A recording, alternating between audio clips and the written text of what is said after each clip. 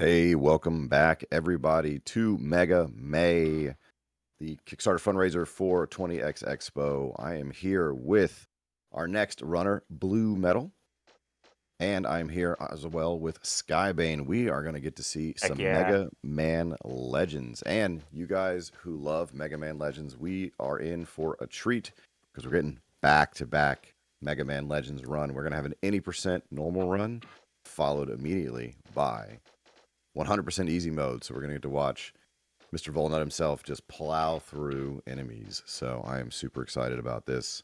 I'm going to be hanging out here, checking out, watching this thing. Super pumped for it, but I'm going to hand it over.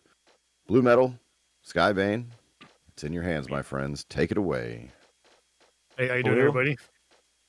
So, yeah, this is Mega Man Legends. Well, I mean, look at this screen. It kind of says Rockman Dash, right? So this is clearly a different game, right? Now, that's actually just how they pronounce Mega Man Legends in Japanese. Oh yeah, true.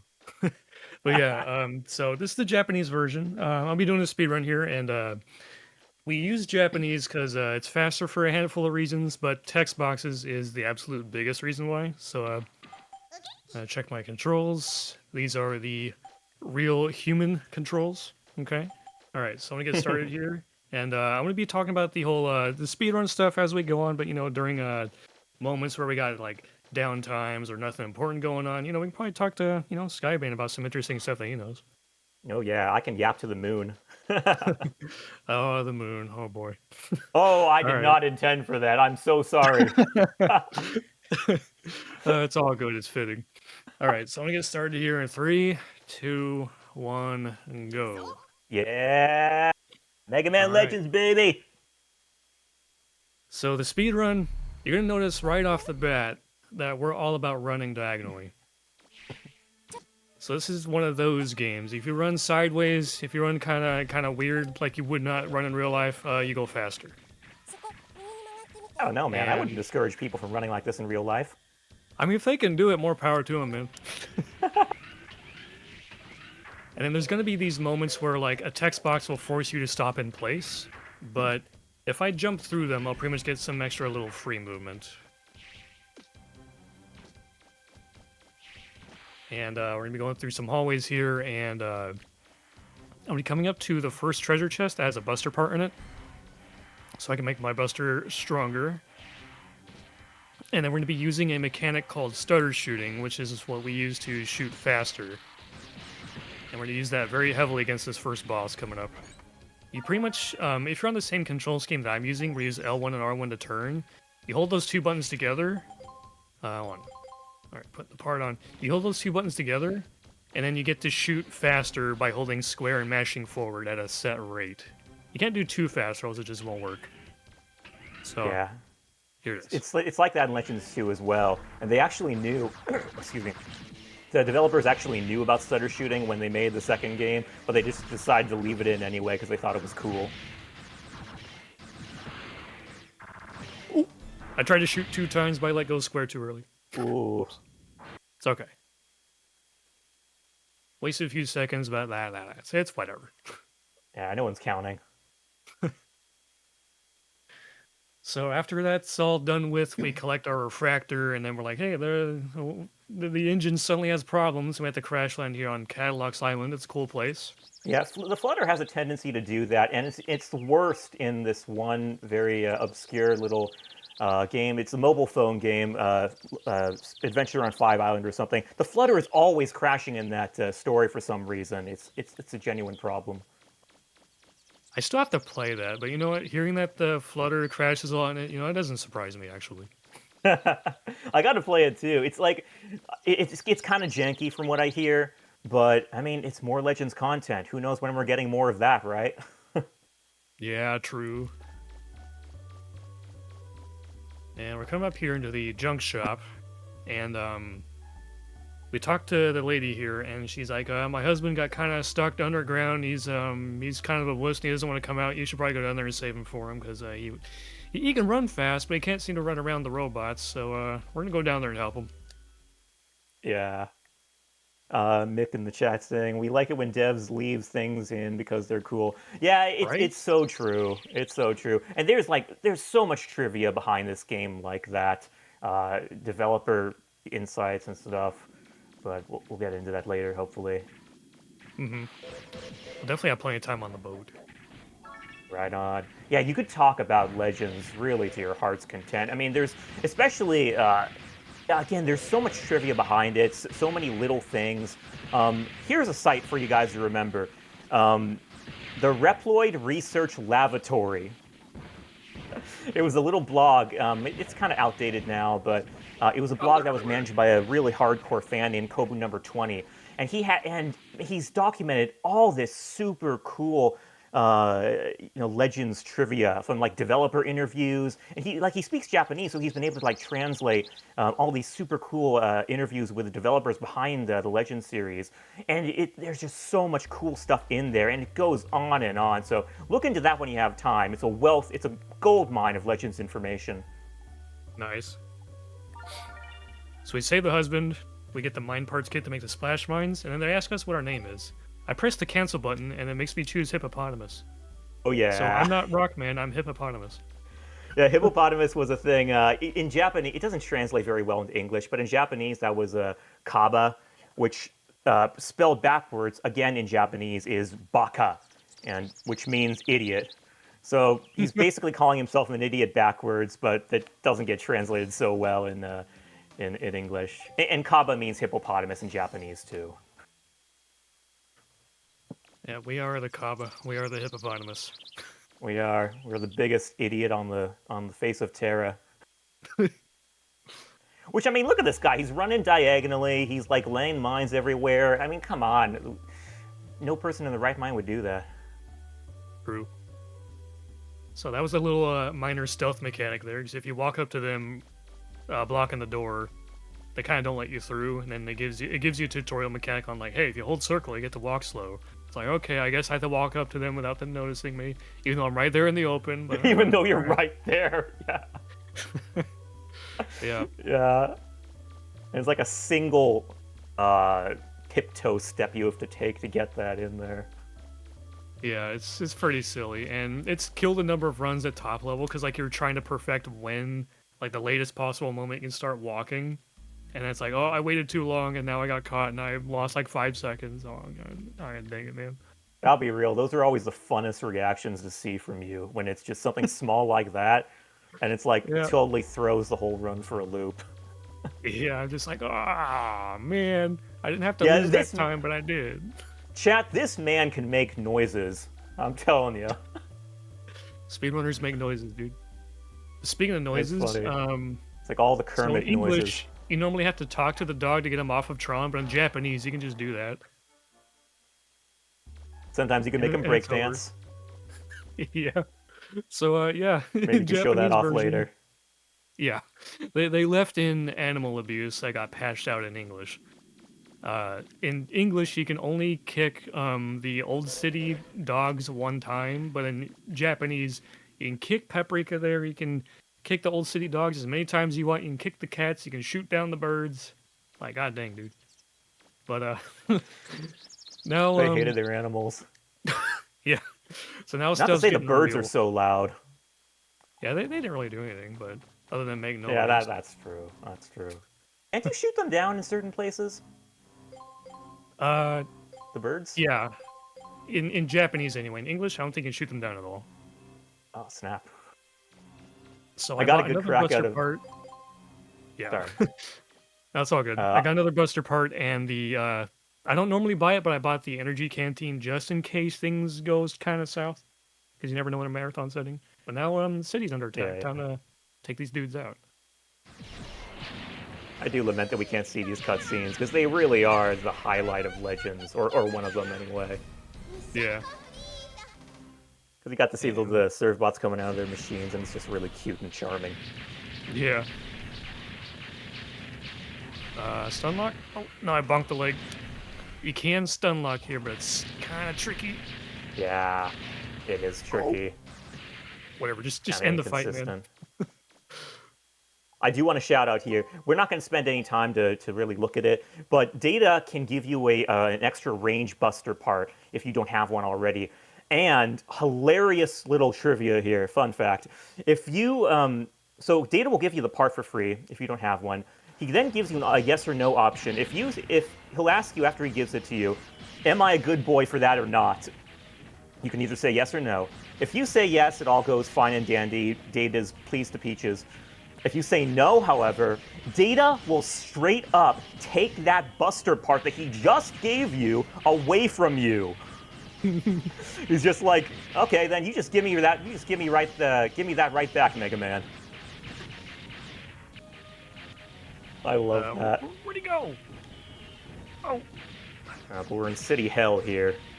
Yeah, you have to take down the flying dudes, because otherwise if you destroy one of the ground dudes first, one of the flying ones will fly away and grab another ground one, so you gotta take out the flying ones first. And one of them kind of flew in a strange way that I wasn't ready for, and it just kind of slowed it down a little bit, but that's okay. Yeah, this is extremely unpredictable stuff. Like, to give you a bit of a perspective, there was a Blue and another speedrunner, Airlian, also known fondly as Bud. They did a race for GDQ some years back on the Nintendo 64 version, which is quite different, of course, but this area is kind of the same from what I understand. But they did, before they started this section, they actually established a gentleman's agreement whereby if one of them got really bad luck in that section, then the other would, like, stand still for like 5 minutes or something so that the other could catch up. Yeah, it's the RNG can be that brutal. Also, we lured the aerial boss to the ground to hit him with the ground weapon. That is so fun. Yeah, if you position yourself just the right way and shoot him at the right moment, he'll go for the clap attack, which makes him come down toward you, and it's like, well, now it's a good time to use my mines then, huh? It's way faster than using the Buster. Yeah, that was really cool to discover. I didn't know Yeah. that for a long time. We found that from like an ancient, like, I think it's a Japanese video of someone just messing around with mechanics and showing off tricks. And it's like, oh, this is actually, why didn't we know about this? But speaking of tricks, I'm Yeah. going to set up a complicated trick right now. It's called Super Jump. It involves blowing up this tank. And blowing up the Surbot that comes out of it. Okay, I heard him blow up. We're good. So, the next boss fight with Mara Wolf, you have to, once you take out his health bar, you have to wait out some text boxes before the fight will finish. But there's a glitch with that tank that carries over to another tank in the next room, where if I jump off of it, I get to jump super high.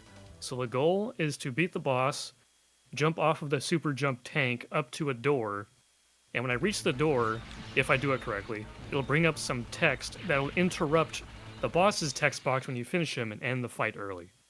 So I'm going to attempt that now. Let's see how it goes. I could get bad luck and Rage. just get thrown off of his back. We'll see. Rage. Rage. This is so cool. I really hope you pull it off.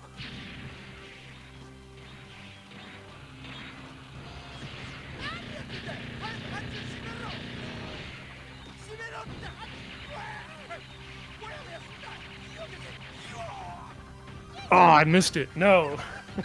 But that was what the whole trick was going to be. That's I almost had it. disappointing.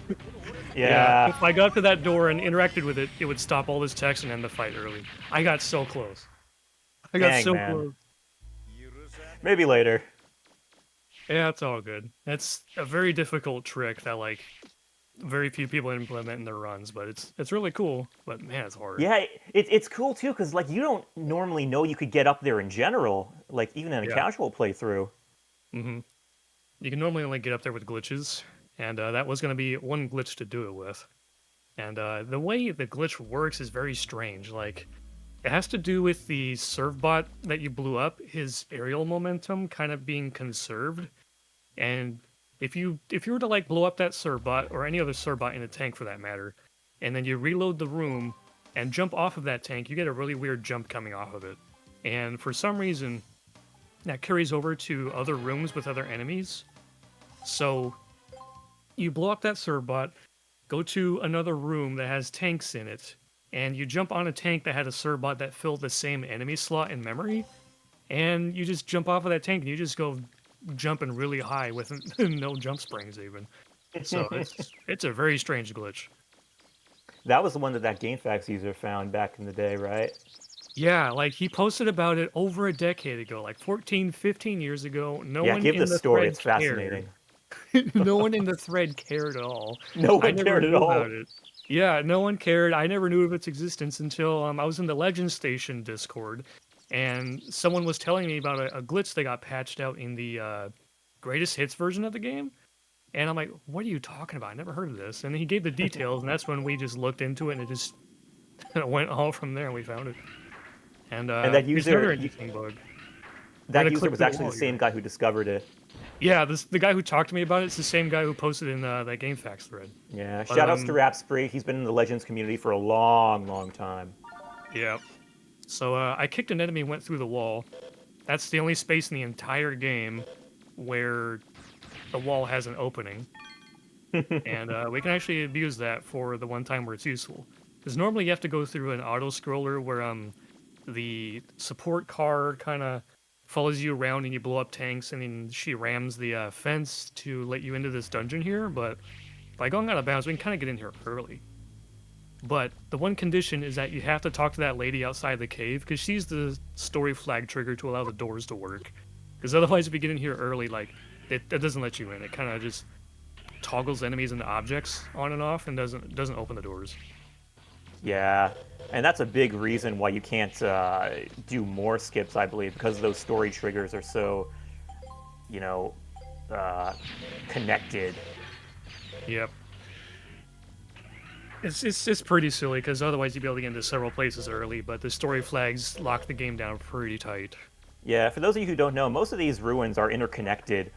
So it's theoretically, possible to jump all over the place throughout the story, but you can't really because, the story triggers are organized in a very specific order.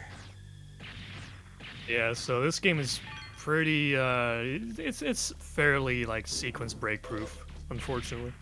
Yeah. It's also cool, though, because you get to see, like, the actual game that's familiar to you, rather than, Yeah. like, an Ocarina of Time speedrun where they're clipping through walls all the time. It's not even the same game anymore. Yeah, like this game is more broken than you would think. It's just most of it is just not useful in a speedrun, sadly, but some of it's pretty cool. Yeah.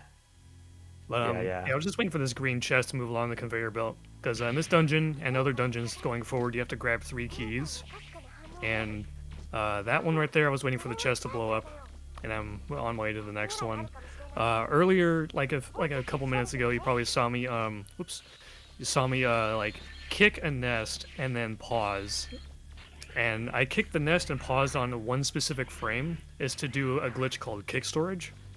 And what it lets you do is if you pause on the very frame that a hit spark appears, and then you swap off of the kick to like your special weapon, you get to store the pushback momentum from doing that and then use it for later. And if you were to try to use it later, what happens is you put the kick back on, and you can just kick thin air. You can kick like nothing, and you'll get pushed back as if you did kick something. And we're going to use that to do a major skip. You'll see it coming up sometime soonish, but pretty much all you need to know is I stored my kick pushback momentum, and we'll be using it later. But I got the Yeah. keys, getting that yellow refractor, and I'm on my way out of here. Making tracks. Yep, and I blew up a couple of nests that have quite a bit of money in them, and there's like one more shopping trip I have to do, and as long as I have 19,260 zenny, then we're all good. Another item I picked up in that dungeon was the spring set, so I can make the jump springs I mentioned earlier, and they're pretty much just a big old jump boost. So I'm gonna go do my next shopping trip. I'm gonna put on the noticed you stuff I aren't, want to buy and the You're not springs, and then we're keeping. good. You're not tracking time on this, are you? Nope. I have Dang, no you could idea be what getting my a pace is. you could be getting a world record run and not even know it. True, but based on that city hall, no way. Yeah. But it's okay. We still get something solid. Yeah, and the final time will display at the end of the game too. So Yeah. All right. Had enough zenny left over that we're in good shape. So I bought I bought a few Buster parts. I bought 4 of them. One of them is attack +4. Another one is attack +3. One of them is range +3. And the last one, called the sniper unit, it's energy +1 and range +2. And that part, it doesn't increase stats by a whole lot, but those 2 stats are so important that that part is the MVP, dude. Heck yeah. So put on the attack +4 and the sniper unit, put on the springs, we're gonna call roll, and instead of walking across the entire town, this entire map, we're just gonna call and then get out, and then we'll be all the way across already. It's a quick little fast travel, because like the support car is put in a spot that's all the way across where you need to go, so it saves movement time pretty much. And the yellow refractor we give it to this guy to fix this boat. Because the people that attacked the island, the pirates, the Bonds, they're going to go for a dungeon that we want to go to, and they're using boats. So we're going to take our boat and attack their boats. And they're going to go about it in the most optimal way possible, which is by circling around the ruin time after time after time. Yeah, because that's the dungeon right there. Yeah, that's right there. Dude, I've been laughing at that ever since I was a kid. Like, I'd make fun of that with my brother when we were playing this. I can remember so vividly. It's like, why don't we just go over there, man? Yeah. We gotta get rid of all these nerds first. I mean, I get the risk that maybe they'll sink like, okay, you could get off the island just fine, or you can get onto the island just fine, get into the ruin, be safe. Roll might have a trickier time getting away after she drops you off, though. Mm-hmm. So that could be the one caveat. Funny enough, if you use cheats or hacks or something to allow yourself to get off of the boat here, the water is actually solid. You can walk on it like a certain religious figure.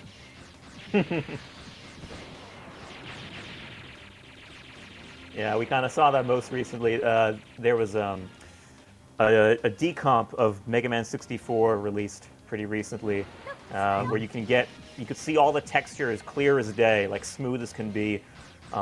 Yeah, it's just one big floorboard beneath you here that you can see in there. Oh, he's not dead. One more vault? Yep. Okay, here it comes. Oh. Well, there goes the run. Gotta reset. I took damage. I can't believe it. It's not that hard to get through this part, no damage, as long as you know all the spawns and everything, but... That's what it's like in the Mega Man Zero runs that I do, because I go for full 100 rank runs, so you're only allowed generally like 1, maybe 2 hits, and it's tricky, man. I bet, because I remember when I played the Zero ZX collection, I was trying to do all the achievements. Some of them had, some of them were kind of tricky, and I'm just like, man, this series is hard. I don't think they actually have any rank achievements in there, so if I'm not mistaken. But it's a great collection. There was something having to do with like S ranks, maybe. I forget. Maybe it was exactly. one S rank. Yeah, I forget which game, but I could have sworn there was something like that. Oh, it's been years since I last played it. Yeah, go back to it again. Check out the mods. Great stuff there. Yeah. They're phenomenal. Fans have taken that game to the next level. They have mods for that integrate the official remastered music that Integrate's put together back in the day. I used to listen to that all the time when I was a kid. I'd have it on my MP3 player. I'd be listening to it when I was doing chores around the house. If 12-year-old me back then knew that someone later on would integrate that music into the actual game, I would have lost my mind. That's cool. Like, I have the game on Switch. I'm guessing the mods are mainly on PC, right? Yeah. Gotcha, I'd have to buy it again. But I have like all the other collections on PC though. Yeah. And, shout out to PC. It's the ultimate evolution of gaming. Actually true. Because like I remember I anticipated this at a time. When the Battle Network collection came out, I'm just like, I know there's gonna be achievements for like getting everything or doing everything in like maybe at least one of these games. And I was just like, you know what? I know that for Battle Network 3, maybe the other ones, I'm going to have to get all the chips or something. And I know that there's chips that are locked behind versions. And I'm like, you know what? Mods are going to save my butt there. And they did. For Battle Network 3, there was a mod that let you jack into the doghouse and you talk to a program there. and it swaps between Mistman and Bowlman so you can get their chips and not get locked out of the late game, out of the post game. It was pretty nice. I'm like, heck yeah, dude! I don't have to pester anybody. I can just use a mod and I'm Yeah. good. I can No, legit yeah. fight the boss and earn it. I do that a lot too. Like there's some like Metroidvania games. Do you know what corpse runs are? No. Okay, corpse runs are when you die and then all your materials kind of get left behind and you have to retrieve them at that same spot later on. So it's like, Mm. yeah, but they're Yeah. annoying. They're in a lot of Metroidvanias. It's in my mind, the big one with the bugs. Hmm. Uh, I get you though. Kind of reminds me a little bit of like, what's it say called? Diablo 2 or something. You die, you gotta go grab your body that had all your stuff on it. Yeah, okay, yeah, I can't remember the game, and you should really hang me for that. But what the heck? But yeah, so like I hate corpse runs in games. So when sometimes I'm able to find a mod to like take that stuff out, and it transforms the game for me. Like I'm telling you, Quality of life PC gaming improvement. is the ultimate evolution of gaming. Oh, that reminds me of another mod I found for Battle Network 4 that lets you keep the slider for future runs. Cause like imagine having to buy and reconstruct that thing every playthrough. That's like, nah, dude. I'm using this Yeah, mod. yeah. Oh man, that would be a headache. All right, so You were right here making I'm doing a setup for this boss, a timing setup. Because the quick kill on this boss is notoriously difficult and takes many hours of practice. But if you do this setup where you throw 4 mines as soon as you hit confirm on the text box and then hold square after the 4th mine, it'll set up your shot timing to where you'll have an easier time trying to land shots on the limbs. Because the arms, they go swinging around at a constant fixed rate. And the game's auto-aim system, you're kind of fighting it a lot. So when you have your shot timing lined up like this, it's easier to land shots where the auto-aim is least intrusive and kind of lines up with the boss's movements. So I'm going to try to take out all 4 pieces in one rotation. The Yeah. legendary 1 cycle. This is where it gets real, fam.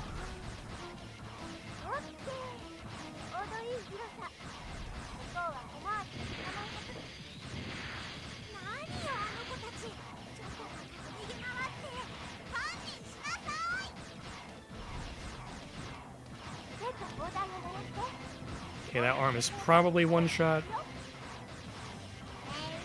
Shoutouts to this music too. Great stuff.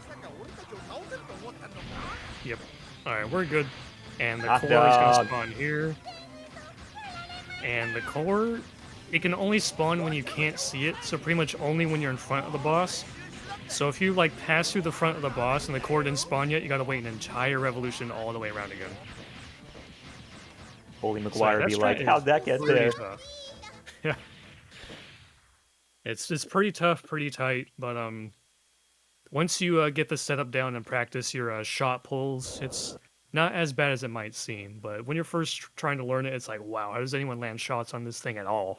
Because you're fighting the Yeah, auto aim like hardcore. yeah, you're always fighting the auto aim. It's like both a blessing and a curse, honestly. Yeah, and on 64 it's even more so, because on that version, the auto aim is so much more aggressive that we have to Yeah. play that fight out a little differently just to have a fighting chance at it. Because on this version, like, I'm borderline 100% consistent at that fight doing the 1 cycle, but on 64 it's like, sometimes it feels a little bit more than just like a 50-50, Sometimes you wish that game will crash on you like GDQ more often. right? So you're gonna see me jumping a lot, because your aerial speed is faster than your ground speed, but since you have a little bit of landing lag every time, if you try to do this without the jump springs, it kind of just goes even or loses time, so there's no point. But when you have the higher jump height, you're in the air for longer, so that's when it's actually more beneficial to spam jumps. But right after this dungeon, we're gonna get the jet skates, so I'm only gonna be spamming jumps for like just this one place.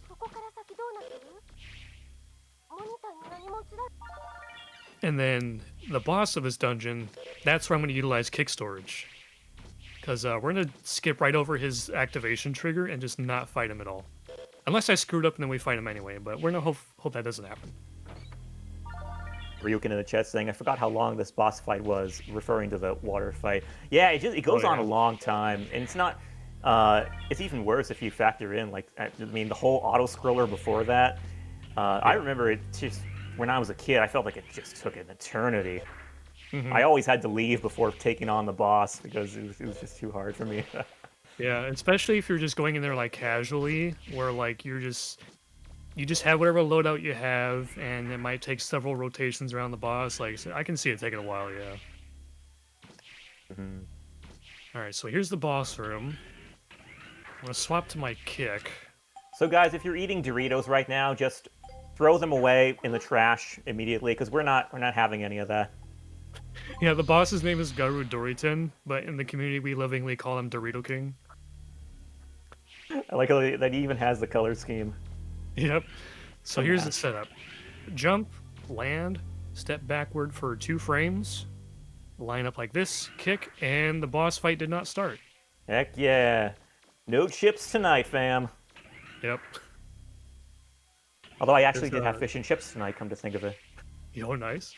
Which aren't actual chips, but, you know, we get it. We will respect the British. Oh yeah, they call them chips, huh? Yeah, they call fries chips. Yeah, I forgot about that. So on that boss skip, the entire like square tile in front of the door that's on the ground, that's the whole boss trigger. And we pretty much line up as close as we can to the corner of that square. And the backwards momentum from using kick storage is just fast enough to where 1 frame you're behind the trigger and the next frame you're past it. So if you were to try to use a regular kick where you kind of kick the corner next to you, it won't work. But if you use kick storage at the right spot and the right angle, you just go right through it. And if you have the jet skates, it's even easier than that. You'll see that on the easy mode speedrun, by the way. Just gonna have the elevator leave without us. Ryukin saying, dang, rip my Doritos, and Mick saying, no chips, no violence, what a sad day. You can also say that the boss looks like a can of Pringles and it never got opened. Wait, I never thought of that. Dang. What if you wanted to be really chaotic and just kept your Doritos in the Pringle can? You could. I've heard of someone doing that, but I mean, it's an option. There are a lot of things you can do, but you really shouldn't do. True. So the red refractor we got here, we give it to roll, and it's actually enough to fix the floater to at least make it operational. We can kind of use it to fly around. And we're going to use that to fly to the next dungeon. And funny enough, that next dungeon was behind that door I was attempting to jump to when fighting Marwolf. Yeah. If only we made that jump, we could have saved so much more time. Right? But funny enough, if you get to that door and actually execute the trick with the text box that activates on that door, it just says sample. Because you're clearly not meant to be up there. That's a developer freaking, it's a sample text box. It's used to test things. You're not supposed to see that. But before we get moving into that dungeon, I went and grabbed an item to develop the next special weapon, the Grand Grenades. Oh, don't talk to her. Go into the... I'm mixing up all my menus. Hello.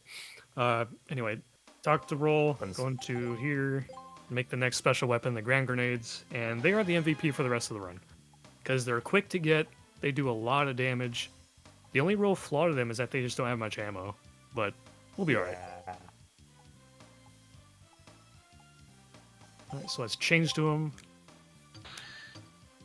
The only other flaw with this game, too, compared to all the other Mega Man games, typically, is that you can only have one weapon at a time. You have to come talk to roll to switch. Because we know in classic Mega Man and Mega Man X and all those other ones, you can kind of just switch on the fly. But it's fine. Like, you don't have to switch weapons too much. If anything, you just use what sounds fun to you, really. Outside of a couple exceptions, like one explosive weapon for the dungeon coming up, or a drill to break through some walls. But for most part, like, a lot of them are just pretty cool to use, or pretty fun or something. Yeah, they had to nerf the special weapon system because the kick is just too powerful and you have that all the time.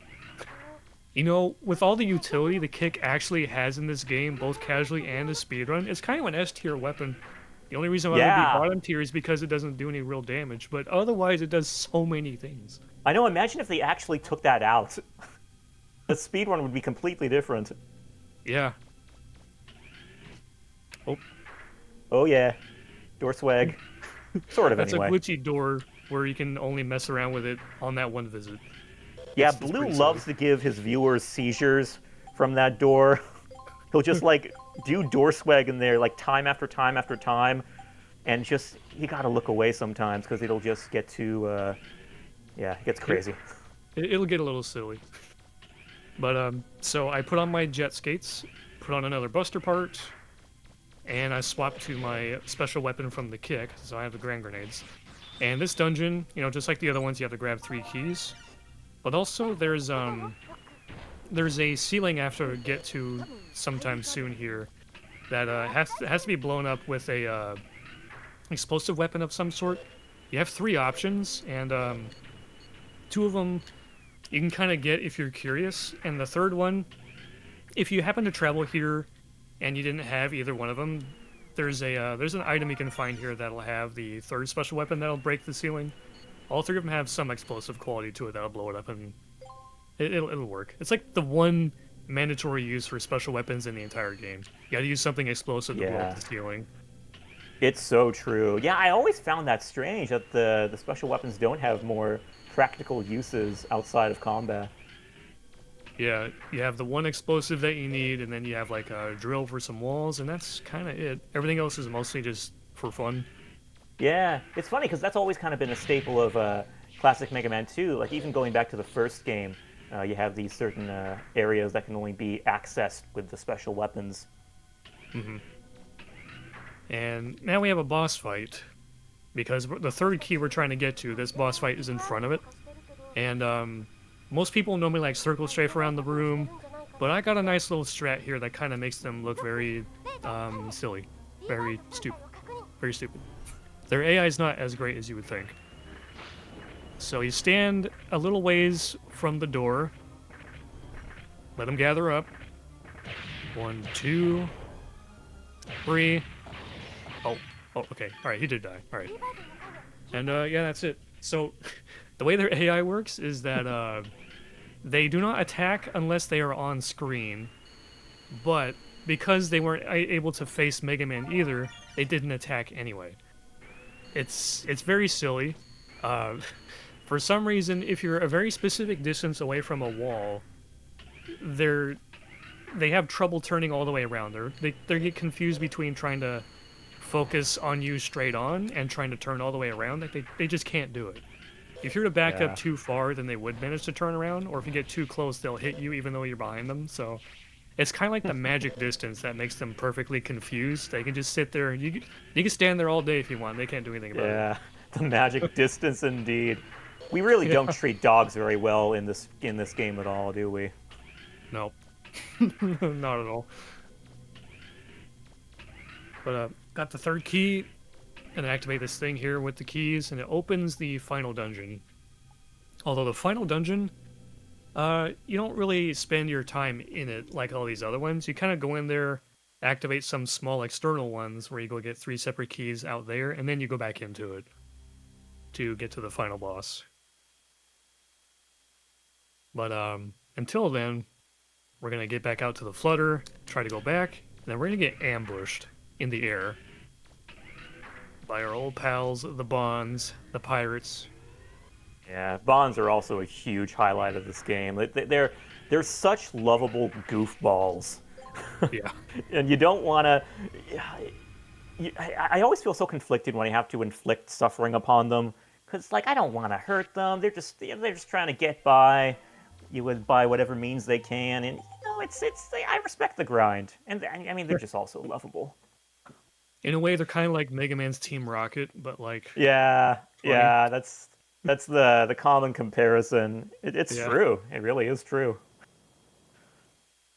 except we don't they don't go blasting off again. They just kind of get exploded in various ways.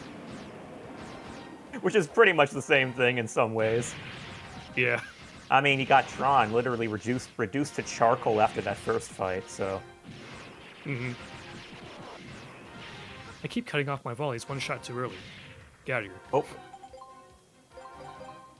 All right, so I changed my Buster loadout to include more range because you need a lot of range to be able to hit this ship here, we're trying to hit the 2 wings and the bottom so we can blow up all 3 pieces before we reach the front. So 4, 5, 6 volleys, then 2 on this one, and then we focus on the bottom. Nice.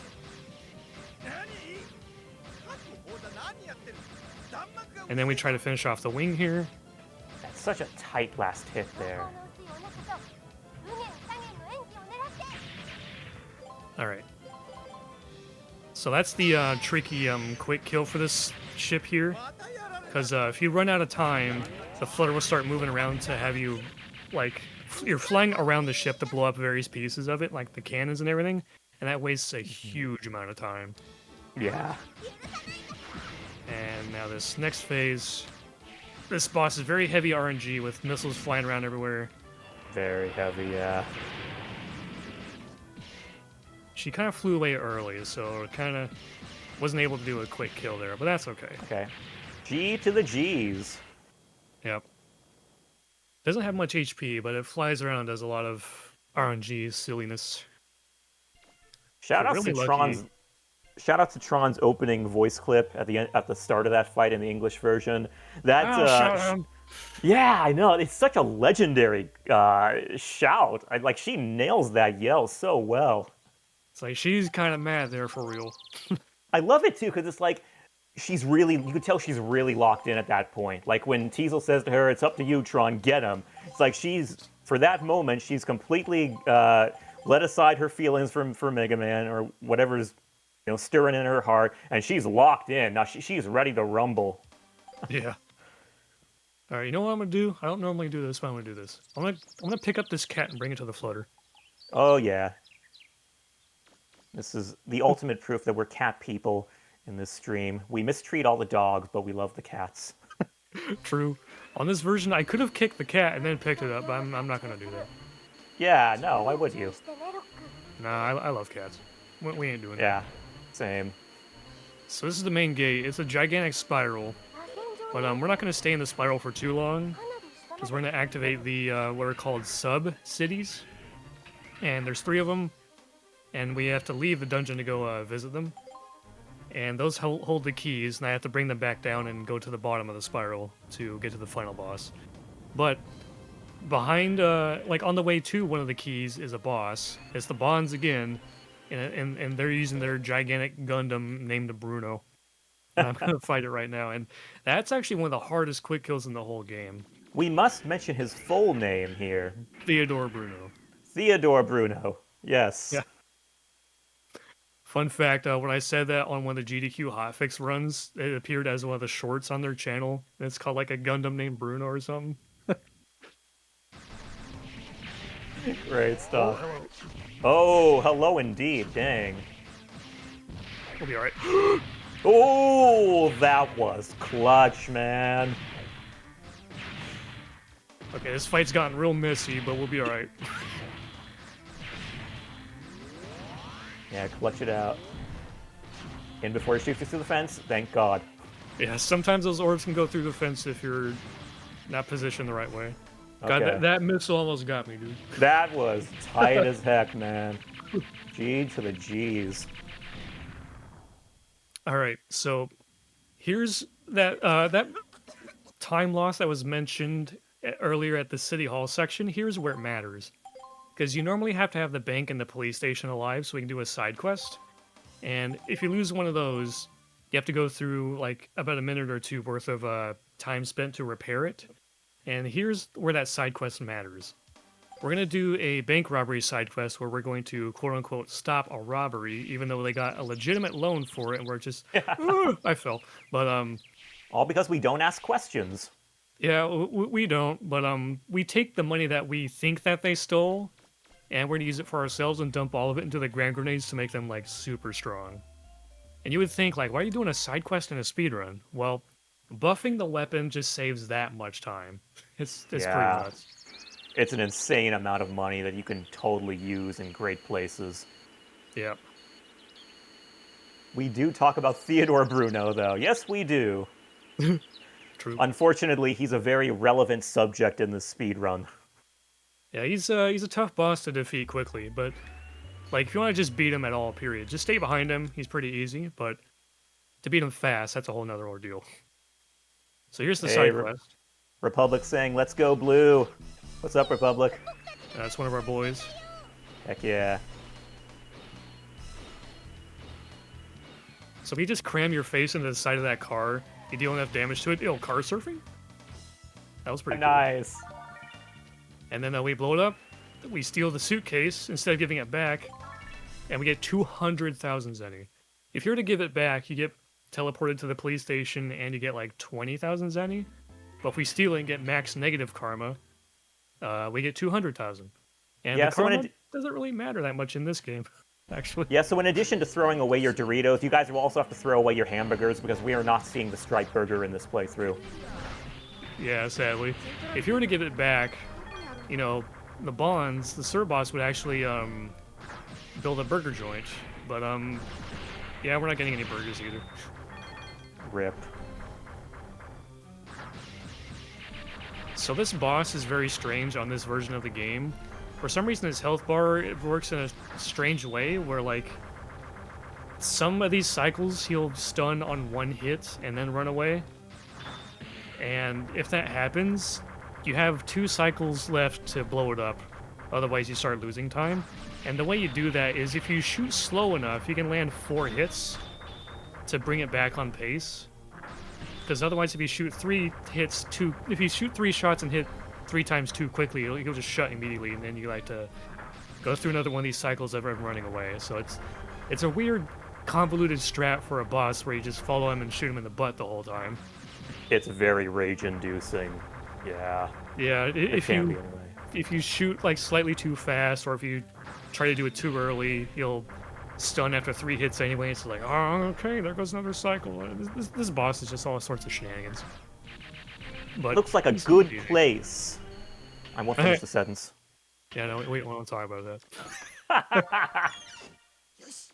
All right, so we got the first of 3 keys, and the goal of each of these areas is to eliminate all the enemies in the area. And that one was kind of like a mini boss that spits out other enemies. But if you just shoot them in the butt, you don't give them a chance to spit out more enemies. So we're just following them around, shooting them in the butt the whole time. Oh, whoops, not data. But now we're gonna dump all that money into the grand grenades. And it Max goes attack. really far that way. Yeah. Double our ammo. The grenades go much further. This weapon is nuts. Yeah. So And it's just sitting right in Gramps' chest, too. Like, how crazy is Yeah. that? yeah, it's actually pretty busted. There are Like, other Gramps, I weapons think that you got are a story like, to tell us about that. right? Where'd you find that? Because there's other weapons you can make that are on par, if not stronger, but they take much more time to get or much more money to invest. But this one is just the MVP as far as like efficiency goes, and it's Yeah. just 2 shots all the enemies in this room. It's also just really cool to watch you use. Like, when you have to throw it up into the air sometimes. Yeah. You know? This might get a little hairy because that Uh-oh. pink guy to the left, he's Shaq's he's in just walking clutch. away. Get over here. Go back to Yeah, basketball, Shaq. Yeah.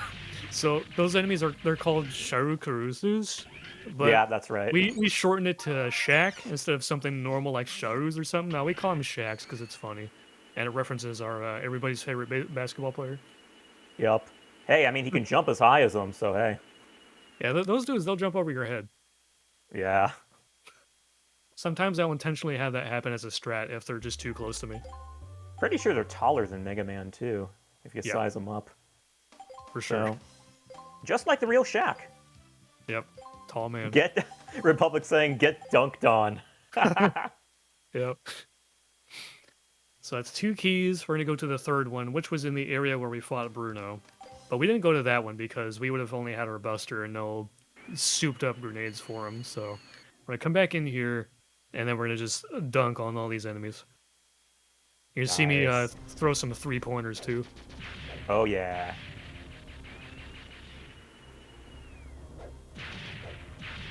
I missed this Two-shot earlier. all these weirds. Nerdak saying, man, 2 games in a row where Mega Man doesn't get to eat. I guess about the burgers and the Doritos, I guess. Yeah, rip food. So that was the first high throw. Nice. Get That rid of is this so dude. We'll cool. go for another one. I don't know if that's slightly off. It might be. Yep. Chuck it at the moon so Mega Man doesn't have to get stuck up there. I got him. And one more. Hopefully that one works. Looks like it did. Or else the door Nice. would not have opened. Man, lab in that area back in the day was pretty fun because I was just like, you know what? We have all this range. Can we like find some spots to stand in and just throw them straight up and move around while they're flying around? And yeah, you can. Yeah. It's pretty good. So now we're heading back down into the main gate. We're gonna go down the spiral, and we're gonna finally meet up with the final boss. Our old pal Juno. He is the biggest RNG middle finger next to City Hall. Those are like number 1 and number 2. And of course our number 2 is at the very end of the run. So that's it's gonna be real fun because he hits like a truck, has a buttload of RNG, so he's a fun fight because it takes a lot of improv and a lot of practice. So like I can spend hours fighting him just trying to get good. Trying to just memorize every possible thing he might throw at me. Yeah, I know. Anytime Blue has to load up a save state to practice anything, it's always Juno first. It's either first or at least a handful of attempts on him at some point, yeah. Yeah. So here's the doors where we use those keys on. And here's the cutscene where you would meet him. Because, like, you wake him up, and in the story, he's like, there's too many humans living here. I am programmed to destroy them and reset the island because there's too many of them. And we're like, no, sorry. That sounds terrible, dude. Yeah, and he's waking up actually before his scheduled, like when he's supposed to wake up. Mega Man actually made a blunder and woke him up too soon, like before he was supposed to. Which is actually, I think, kind of a weird thing about the plot in this game. It's like, you have certain NPCs, I think specifically of the mayor, who say, you know, you might want to rethink exploring these ruins because of this apparent legendary disaster. And Mega Man kind of just does it anyway, and surprise, surprise, he awakens that legendary disaster. Yeah, and there he is right there. The pink man of the hour. Okay, jump is not what I wanted to see, but that's okay. I take that hit on purpose. And I do a buster swap here that resets my animation so I can throw grenades faster. So we want to kill him ASAP. Alright, I have the canteen for a reason. We're using it right now. Alright, so that's first form done. It's good RNG, but it's dangerous. Remind me, do you normally get the canteens? No. Okay. I'm doing that for marathon safety. Yeah. Smart. And optimal damage on him with the grand grenades is to throw him at his head. Hits the most hitboxes and everything. Yeah. This is not good RNG. He's like, hey, gotta sweep. Can you stop, bro? Do the fireball. At least you're not getting aim storage. Oh yeah, that's a very frustrating trick. You know what? Let's play around with him. Oh, never mind. I was gonna play around with him and I ended up killing him. I was hoping you would kick him to death. What the heck? Yeah, I was planning on like waiting for him to do a jump and then just like blow him up in the air or something. But that's okay. You know, we have easy mode. We can do it there. The 100% run. We talked to roll here. Confirm. GG. GG's indeed. I was just gonna say that. Yep. That is the end of the 80% normal run. But we can sit through the credits. We can see what the final time might be. Yeah, anyone let's who do was it. watching the top right corner on the couple of times I had to pause, you might have seen what time I probably had, but like I don't know, I wasn't paying attention to that. I want to guess that this is either a really high 42 or like a lowish 43. Let's all wave goodbye to them with our fists, folks. Man, that is some quick, fast Mega Manning that you got going on there, dude. That was a great run. That was a lot of fun. Yeah, this man has perfected that art, I tell you. That was I really been good. at it for a while. The wall kick skip, really good. Always any of those skips where you got to line up stuff, you know, super tight, and just being able to execute it first go, you know, because of the amount of practice, always like impresses me with that kind of stuff. So that's cool, man. Yeah, so. You should see that skip in the easy mode speedrun, whether it's any percent or 100%. Does the jet skates have the right speed you need to do the same thing? So you just kind of line up at the corner of the door, skate diagonally, and boom, you're done. You're right through it. It's that easy. You can kind of do it blindfolded as long as you can just hear the game. Right? It's pretty silly. No, that is pretty cool. So, congrats on this run. Yeah, I'm curious to see what your time ended up being there. And then, like you said, we are going to do this right back to back into a 100% easy mode run just to see what super overpowered Smash Mega Man mode looks like, where we just steamroll yeah. everybody who does get in our way. Yeah, So, and on top of that, we'll be doing there all the quests, getting all the items, weapons, all that kind of stuff. That'll be a fun time. Good stuff. pretty excited about it. So, with that, my time hanging out with you guys does come to an end. I'm still going to hang out and watch, but I'm Right on. going to step on. So now, Sky, you are going to take over for host. With utmost pleasure. Thank you, Nerdak. You've been excited, great. yeah. You've been a great host. Yeah, everybody, yeah. don't forget, check out the Kickstarter, right? It's rocking and it's rolling. We are coming up on 10K backed Nice. towards this Heck thing getting it yeah. done, you guys. We are rolling through. So head over there, yeah. check it out, look at all the options. Plenty of options for both, whether you can go physically or not, and ways to support that don't require huge financial investments either, right? Because we know, right? Sometimes you got it, sometimes you don't, and hey, when you do, you do. When you don't, you don't. It's all good, right? You guys being here, hanging out, spreading the word is also support as well. Remember that. So tell your friends Hey, man. to come through. Right back at you. That's it. Come through. Check out Mega May. We'll be here all month. I will see you guys later. Have a good rest of the runs. Good luck to Have a good one, Nerdad. Take Peace. it easy.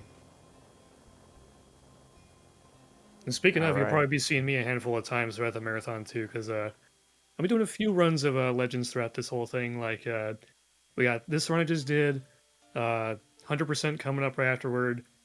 Let's see, what else am I doing? I'm going to be participating in a trilogy relay of sorts, where it's going to be Legends 1, 2, and Tron Bond, but not just the any percent categories. We're going to be doing like Legends 1 will either be a race or it'll be 100% normal by Princess Eve.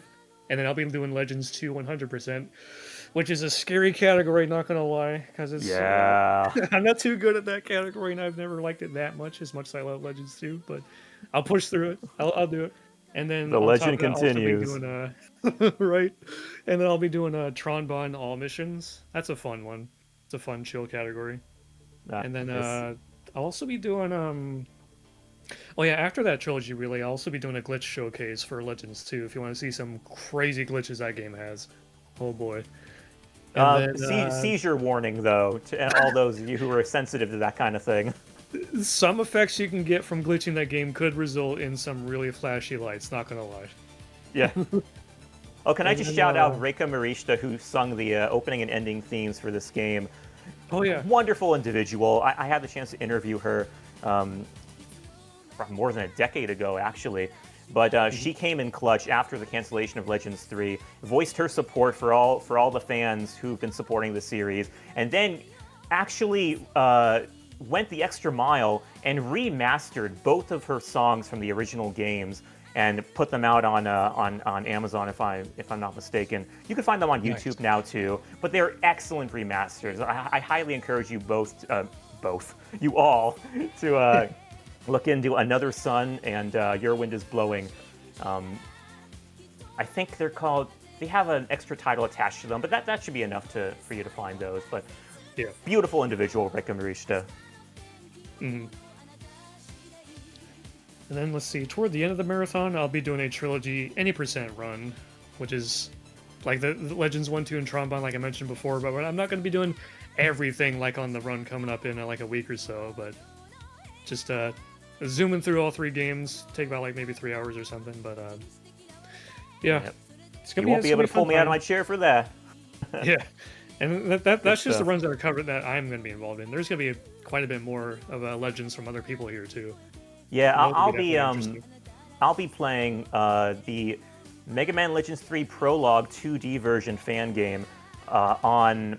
Well, I'm not sure what the weekday is, but it's May 10, late hours, like kind of around midnight, something around that. But it's a fan-made sequel fan-made demake of the Mega Man Legends 3 prototype that we were supposed to get in 2011, but it got canceled. But it's a really heartfelt project, and I'm going to be very happy to showcase that. I actually helped to localize it back in the day, so Nice. I'm extra attached to it. I got a little bit of bias, so be prepared for that. It's definitely the project I'm proudest to have worked on in my time. But yeah, definitely check that out. I'll also be playing Mega Man and Bass, the GBA version. And please don't throw your stones at me. I know it's not a very well-liked version of the game, but just hear me out, okay? Just hear me out. Wait until I showcase it, and then maybe you will change your opinion, or at very least put down your stones. I won't throw them very hard. Yeah. I'm kidding though, because I've never played that game, either version, but I'm aware of its infamy. Is that the right word? That's the word, yes. Yeah. I'm definitely aware of it. Yeah, the GBA version is the most disliked. The SNES version is kind of the more liked one, but it's hard as heck, man. It's like, I think it's known as the hardest Mega Man Classic game of them all, Man, for a classics variety already of hard. reasons. What is, sorry? The classic games are already hard in general, so that's pretty scary Yeah, to think but about. the bosses are super hard. There are no E-tanks, no weapon tanks, just some really hard stages. But it's really fun. The weapons are OP, and it's got some banging music. I've played it since I was a kid, and I just love it to death, personally. Nice. Awesome. Yeah, it's good stuff. Do play that sometime, Blue. Great stuff. Yeah, there's a number of Mega Man games that are still on my list to either play, whether it's on stream or off stream. Like, I still got to go through the Star Force collection, Mega Man Base, as you mentioned, the Game Boy Nice. Mega Man games. Like, there's still Oh, a number of them on my yeah. list, but I'm almost through all the main games that the series is known for. I'm almost done. Almost there. I hope they put out a Game Boy collection at some point. That would be pretty cool. Yeah, because I've only ever played Mega Man 2 on Game Boy, and that was because my cousin had it. Oh, yeah? Yeah, that's my only experience with Mega Man on Game Boy. Wait, They I were played Extreme re-released. 1. That's it. Oh, well, that's good too. They were re-released on the Extreme 1 and 2 were as well on the 3DS eShop back in the day, and that's how I got to play them. Nice. Yeah, those are really cool. All those games are really nice little gems in their own right. Yeah. Oh, speaking of ports, Mega Man Legends is also actually on, believe it or not, on the Sony PSN store for PS3, Vita, and PSP. Which, huge shout outs to Sony, by the way. I always make a point to mention that when it comes to this, because, you know, I mean, Nintendo's taken down their stores, like their old stores, for a long time now. But Sony is keeping theirs around, and I am so grateful for that because it's currently the only legal way you can buy those games currently. And it's a big deal too because when those games were actually re-released, and it took a long time for those games to get re-released in any form, ports of any kind, especially in the West. In Japan, they had the PSP ports, of course, but in the West we didn't get them until the eShop, or no, the Sony PlayStation Shop re-releases. But when those games came out, when they were ported over, they actually made the top 10 PS Classics list for weeks following their release. And for those of you who don't know, the PS Classics, top 10 PS Classics is just like a chart of the best-selling PlayStation Classics of a given week. So yeah, it was making that top 10 chart for literal weeks, which is why I always say, you know, don't underestimate the potential of Legends to sell, because we have that on the record, and you know, we could pull up all the receipts and stuff to show it. I will say that's how I actually ended up playing the Legends games, is because it got released on PSN, and I remember it was a huge deal, and you know, it was big for me because I'd never played them before, so I was glad I had a chance to get them. But funny how you mentioned the PS3 store still up. So I went to go. I wanted to buy some old like Resident Evil avatars, because you know, PS5 and whatnot, they aren't selling them. But so you have to go back. You have to go on the website to add wallets to your PSN, or funds to your PSN wallet, and then sign into the store and then buy using that. So it's a little roundabout way, but it's great that they still have the option. Oh, okay. I didn't know it was that roundabout. Yeah, that's the one change. They made it so that you can't buy anything directly on there. Okay, well, thank you for mentioning that. That's quite for those who need that info. Absolutely. But you guys want to take a quick break, or are you ready to go right into the 100%? Up to you. Blue? I might have missed what you just said. I had to fix my audio driver real quick. What'd you say? Sorry. Oh, did you want to take a quick break, or did you want to go right into the 100%? Honestly, I can jump right in right now. Okay. If you want Right me on. Up to you guys. Don't lose the momentum, man. to. Yeah, I mean, I'm down. I got my notes open and everything. So Right on. funny thing. So I'll be doing 100% on easy mode because that's it's the most chill way to do 100%. And the way you unlock difficulties in this game is pretty funny. Like if you just beat the game in general, you get this is normal mode. You unlock hard mode first by just beating the game. But to unlock easy, you have to either beat hard or beat normal in under 3 hours. It's pretty silly. It's kind of like the NG plus, you can screw around, have fun kind of difficulty rather than being like, hey, this is easy mode. This is for new players. No, this is your mess Yeah. around mode. Very, very well explained, Blue. I've always felt that way Yeah. myself. Yeah. Yeah. And in this mode, you start with the Buster Max Buster part in your inventory. So maxes all your stats. You start with the jet skate so you can move fast off the bat. And health and zenny drops are pretty much quadrupled. So for the parts of 100% where we want to empty out the shop's inventories, yeah, that's going to help a lot because we don't have to grind for zenny pretty much. Right on. So I'm going to get started here. Easy mode 100%. So 3, 2, 1, let's go. Let's go. Here we go. Hype. Yep. So like I said, right off the bat, we're going to have the Buster Max and the jet skates. So as soon as I get control here after this text box, go to our Buster menu, put on the Buster Max, boom, it's all max. Have the jet skates, and this completely changes how the early game is played. Like skating around in the intro, you normally can't do that. It's pretty fun. Heck yeah. We be zooming. Yeah, and have the Buster Max, just boom, that guy's dead. Wow, that's awesome. Didn't even get a chance to say hi. Nope. I still have to deal with these text boxes as top in place, though. Do you ever re-encounter those Zakabons throughout the stage, the rest of it? The ones that just rush by you in the cutscene? After that cutscene, they're just gone. They're just gone. They just despawn, huh? Yep. I wonder where they went.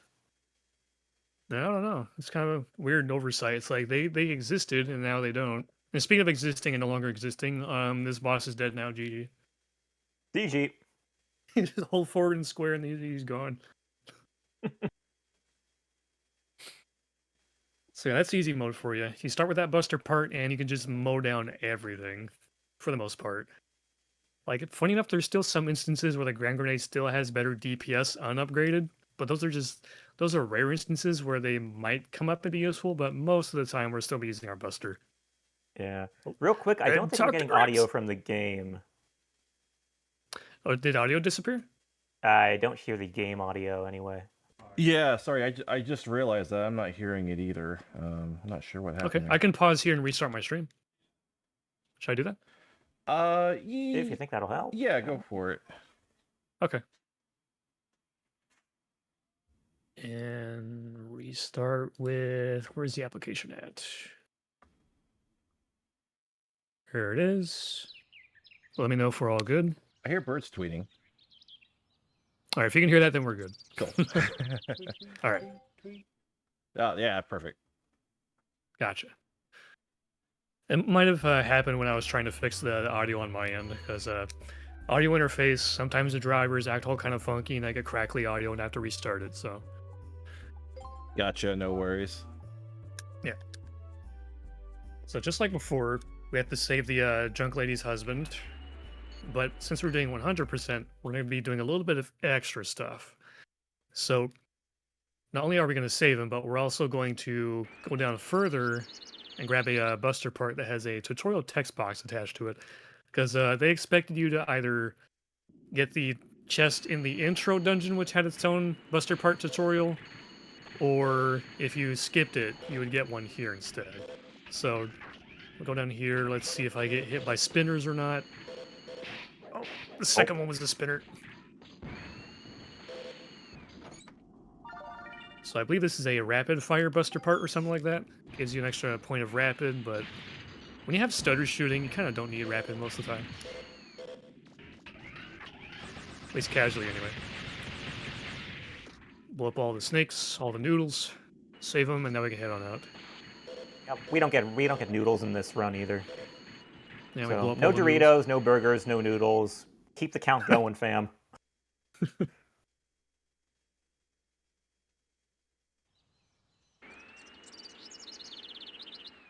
Let's see. I believe for a while on out, for here on out for a while, it's going to be mostly lined up with the any percent easy run. So it's kind of going from point A to point B. Might grab an item or two on the way, and I'm still going to select hippopotamus. That's my name. It's not Rockman. It's hippopotamus. It's like Crow saying lack of snack percent. You know, we ain't got time to snack around here. Nah.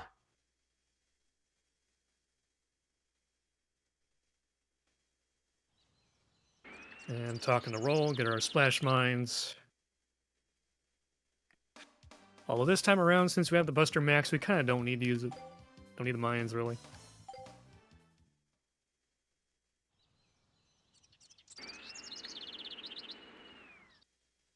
Alright, now we gotta deal with those kids again in their mandatory stealth section. As if you can really call it stealth. Shout out to Jim. He's the king of the hill. Yeah. There's actually there's an actual dialogue box in the game where Jim says he's the king of the hill. Nice. Yeah, so what's that line? Famous line, like, hold on, let me pull it up.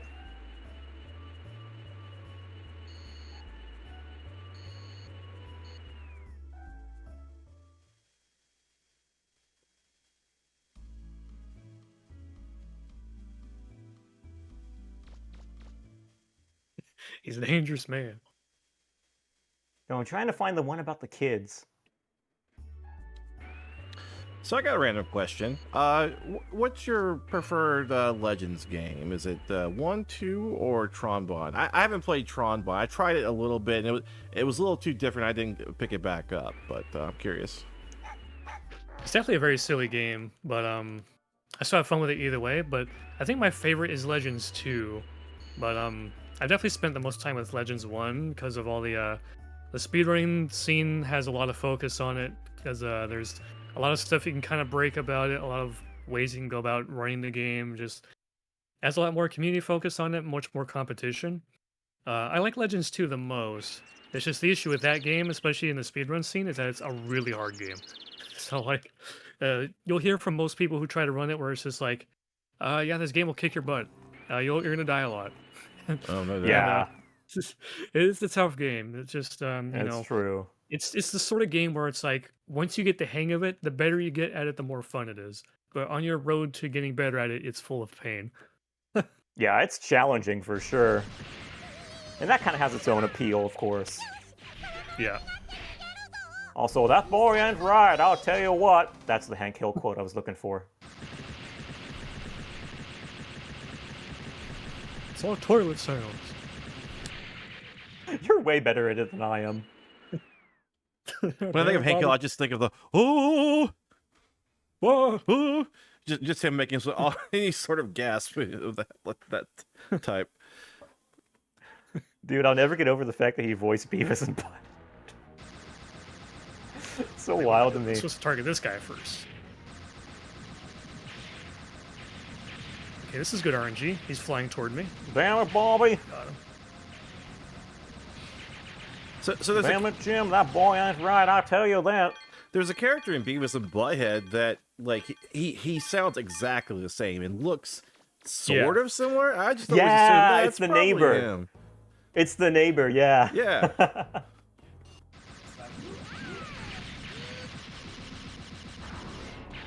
So yeah, Buster Max is pretty good. Tom Anderson, thank you, Psyched Yep. Crow. I never seen two kids do so much dang whacking. Man, that movie. So next with Mara Wolf, I think you were talking about this earlier, Skybane, where I like snipe at a really small target from far away. That's Yeah, where it's the so max impressive to range see. comes into play. Yeah. The Buster Max, it's not only just really high DPS, but it can reach really far. Yeah, we're gonna show it Yeah. off here too. I And know that's kind of the point in the run where I'm like, this run is awesome. You know, this yeah, is a totally a league of its own. This is cool. yeah. And that super jump trick that I tried to do for normal mode, I tried to make it out work as best as I could, make it work out as best I could in easy mode, but like you don't have enough time to even really do it. And if you can manage to do it, you basically save no time for all that extra effort. So it's just kind of not worth doing it, which is great because that trick is hard. Yeah. So we set up here in this corner, line up a couple of visuals, and this might work. Yep, hitting the door from back here. Dude, I was laughing so. Oh, hey, good shot. Good shot. I was laughing so hard when you played the M64 decomp. And Mara Wolf fired its green shots, and you were just like, ugh. This looks disgusting. It looks disgusting. That was great.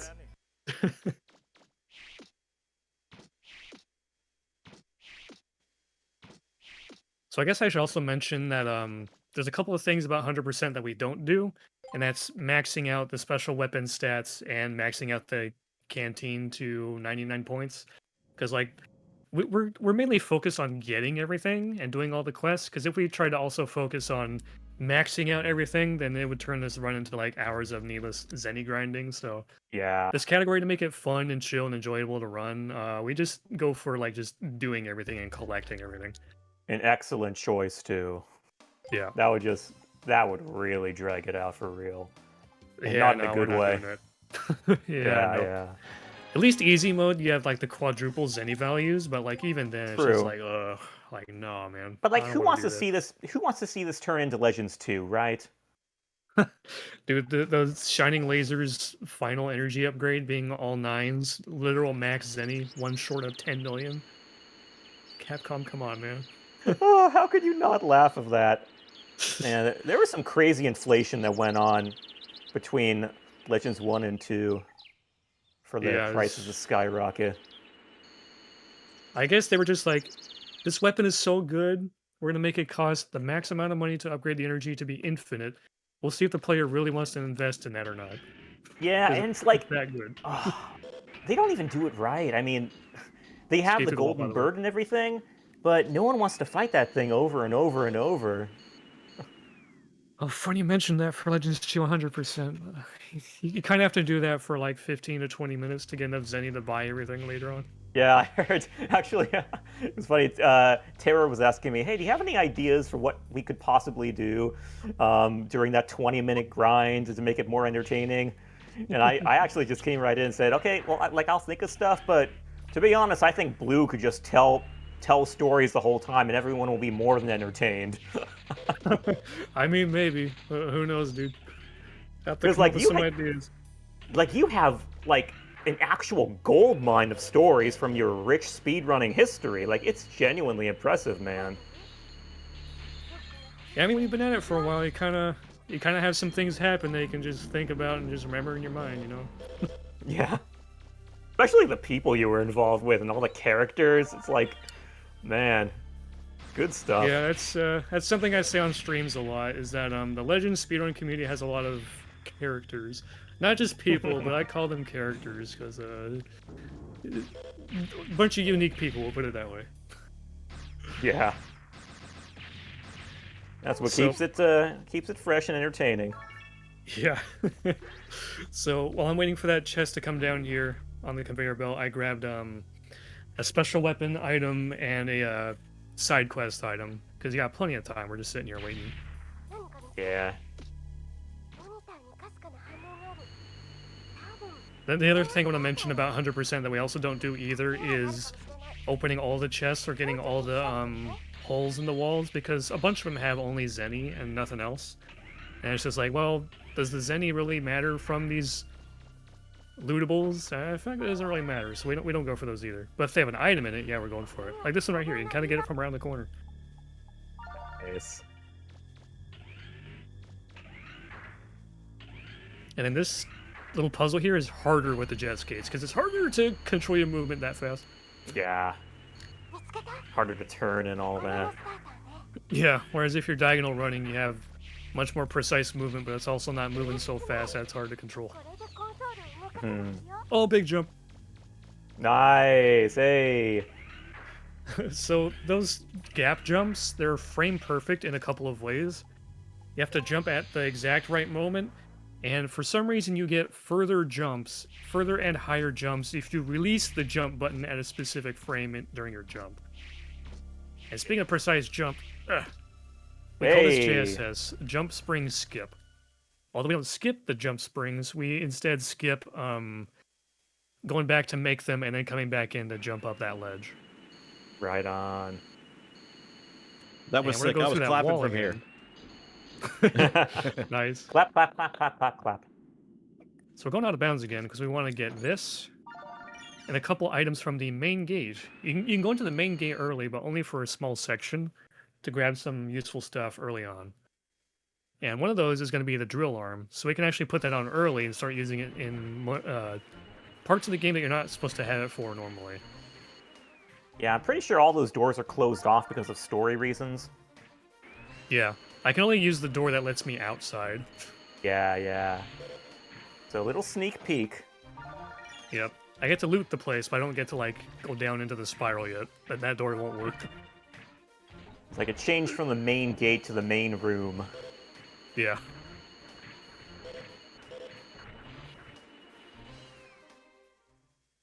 Get to hear that main gate music early on. That's pretty cool. Yeah. Hey, shout outs to that music, actually. That's one of the better tracks in this game. It's a popular one. Yeah. So funny enough, if you wanted to, you could go in here into Bruno's building, but you soft lock. Don't do that.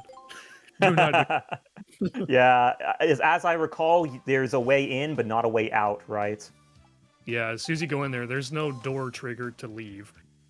Yeah, so you don't do that. The reason why it works fine later in the game is because as soon as you enter, there's a cutscene that takes you to the boss fight. But since we're not there at that right moment, we're just stuck in a building.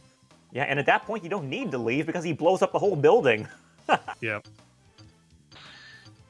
All right, put on the drill. Let's see, where am I going next? I have my notes open. City Hall. That's right. Uh-oh. So let's see. City Hall. I'm trying to remember what we're doing here. Oh yeah, we're visiting the kids' clubhouse. So those three kids that had to do a stealth mission around, they're making a clubhouse here out back. Let me put on my jump springs. Oh, Republic brings up a good thing we forgot to mention. If you were to go into that warehouse, there's not much to see there. Just for those of you who want to know, it's just a bunch of boxes. Like a warehouse should look like, honestly. Yeah, you can jump around and stuff in there, but there's not much to do, and you're stuck forever. Yeah, which is really interesting that the developers did program all that stuff in there if you're not supposed to go in. Yeah, you figure if they would let you enter, they would have given you a door out, but I guess maybe they only considered that specifically for the boss fight. Maybe they planned for the story trigger to happen later or something inside the building, but just... Yeah, there were a lot of plans. The story trigger just ended up starting as soon as you enter rather than just, like, going in and, like, talking to someone or going up to a certain spot. But I don't know what their plans were exactly, but you can't get out. Yeah. You're just reminding me. In addition to the Reploid Research Laboratory for fun Legends know-how, the cutting room floor actually has a really interesting database for Legends as well, for stuff that got left on the cutting room floor, got cut out and stuff. Mm-hmm.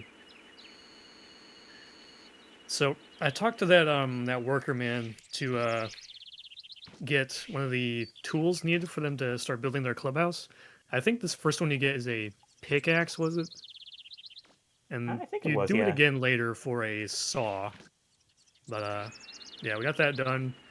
And next is let me take a look at my notes here. Oh yeah, here's another major RNG segment of this category.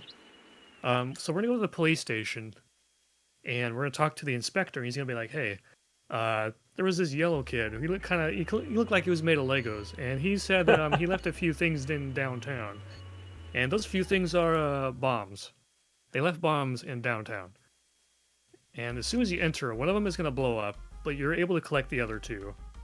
And that's part of 100%. And both of them have four spawns each. There's going to be one on the ground and one on top of a house. And I know where all the spawns are, but it's random which ones it chooses. Yeah, it's quite an annoying quest to do casually because you never know where you'll find them, and the clock is just ticking in the meantime. Yeah. I think there's something that influences how much time you have available, but I don't remember the details of that exactly. Might have had Yeah, that's something the to do other with your problem. karma, but I don't remember. That's the other problem. You can't see the time. Yeah. How much time is remaining. So that first jump told me off the bat that there was one right up here on this house. This is very good RNG so far. Nice. Now, ideally, the second one would be in one of the two spawns down here on the ground. Right there. Wow, that RNG is sick. Hot dog. Nice. Perfect. So, we got the two bombs, now we're going to leave. And next is another funny part of 100% that some people like, but a lot of people don't. Is we're doing the 3 mini games. We're gonna be doing lots of mini games because we gotta win some items. And, do you like them, Blue? I got mixed thoughts on them. Like they have some skill elements to them, but at the same time they're a little bit annoying. Like this one I don't mind too much, other than the fact that it's a semi-auto scroller. But there's a skill factor to it because like at the end of each round there's a fanfare that plays. And if you get first place score, the fanfare that plays is shorter and saves about a second. So I'm trying to get 25 points to reach first place, so I can get the shorter fanfare. And I'm kicking balls at this dog and other dogs at that dog. Because again, we don't like dogs in this game. Nope. And I gotta do this 4 times, because this is rank D. You have to complete rank A to get the prize, the actual item. Until then, you just earn money. I remember during my Get Me Off the Moon days, we had a convention, and we had a convention appearance with a booth. And one of the fun activities we did for that was we had a contest for these mini games to see who could get the highest score. The racing mini game I recall was the most competitive. It was actually won. It was won by a guy who I didn't know was attending that event, but he showed up on the camera that we had set up for the booth, and I saw him and I was like, "Hey, I didn't know you were going," and he won the racing event. Nice. Yeah, it was pretty surprising. Well, with the help of diagonal movement, those races become, like, easy peasy. Yeah, I can imagine. If you really know what you're doing, you can get some pretty nutty times. I'm missing a lot of these kicks here, hello? I need 25 points. I might have to kind of clutch it out a little bit, maybe. Oh. Might be doable. There might be dog days ahead of us. Alright, got it. Nice. And now that the last round is coming up, I can get as high of a score as I want to, but as long as I hit 25, that's all that matters.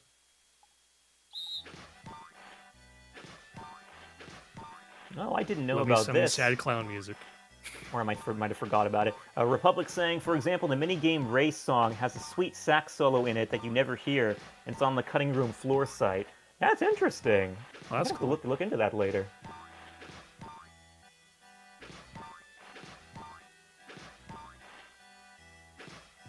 Oh, I missed that. That's 2 points. I want to miss the 31. Oh no. Oh well. Dog days. Alright, make sure you say no. You don't want to waste 30 seconds doing another round for no reason.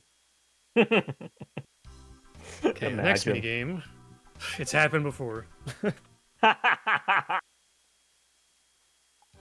Now this one is annoying because it's RNG, like where all these balloons bounce. Like at least we can take them out fast with our max buster, but like, stop hopping over my shots, dude. Oh. It must feel even better that they look like they're just judging every move you make too. You know, like that smug look. You just want to punch it into oblivion, I swear. Yeah. Okay, that was a better round. I like that first one.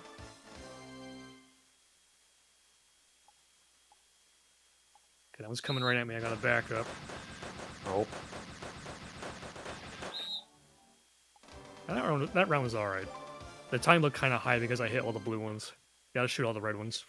The blue ones give you a +1, which is bad. But with their Buster Max, it's not that bad. Ah, come here. Okay. Alright, one bad one, a couple of decent ones, and one's kind of like mid. It's fine. As long as we complete the 4 rounds and get the item, we're good. Now, the last minigame, which will take the longest, is racing. Because there's 3 tracks, and I have to do them 4 times apiece. And similar to the dog one, I need to get the first place fanfare. So I'm going to be optimizing my movement to get first place without wasting too much time. So I'm only going to get... No, wait, I'm supposed to be getting 2 cones. That's right. Well, I got on the leaderboard. I was supposed to get 2 cones. I'm a little bit rusty with this category, but it's all right. So 2 cones. Yeah, I was gonna ask, how much trouble do you usually have with these races? At least the later ones, which are harder. Not too much, unless I'm greeting my movement really heavily. Speaking of greed, that's like the fastest possible time you can get on this one, so I have to keep up with it 2 more times. Or 1 more time, rather. You don't want to do it for the rank A ones, because the extra text boxes for getting the extra item kind of cancels out the time you would save, so... Yeah. Alright, we kept up with it, that's fine. Okay, this was the one where I was supposed to get 1 cone, because rank A for this straight course, it's not possible to get under par time without at least 1 cone, because they freeze the timer for a short moment. And you can do the other 2 without any cones, but this first one, you have to get at least 1.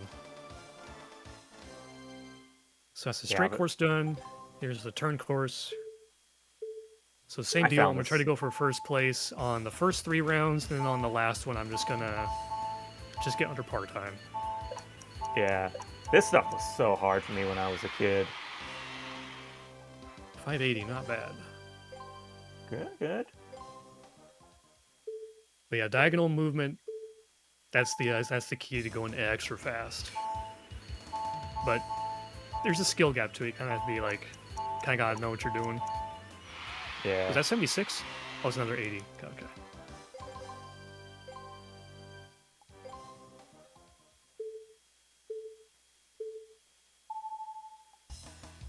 This song also sounds different and very weird on 64. It's got this weird MIDI guitar where it's like, baby. It's like, kind of weird. There's 76. Nice. Hey. All right, now I just got to get under par time, and I can do this with no cones. It's a little bit tight, but doable.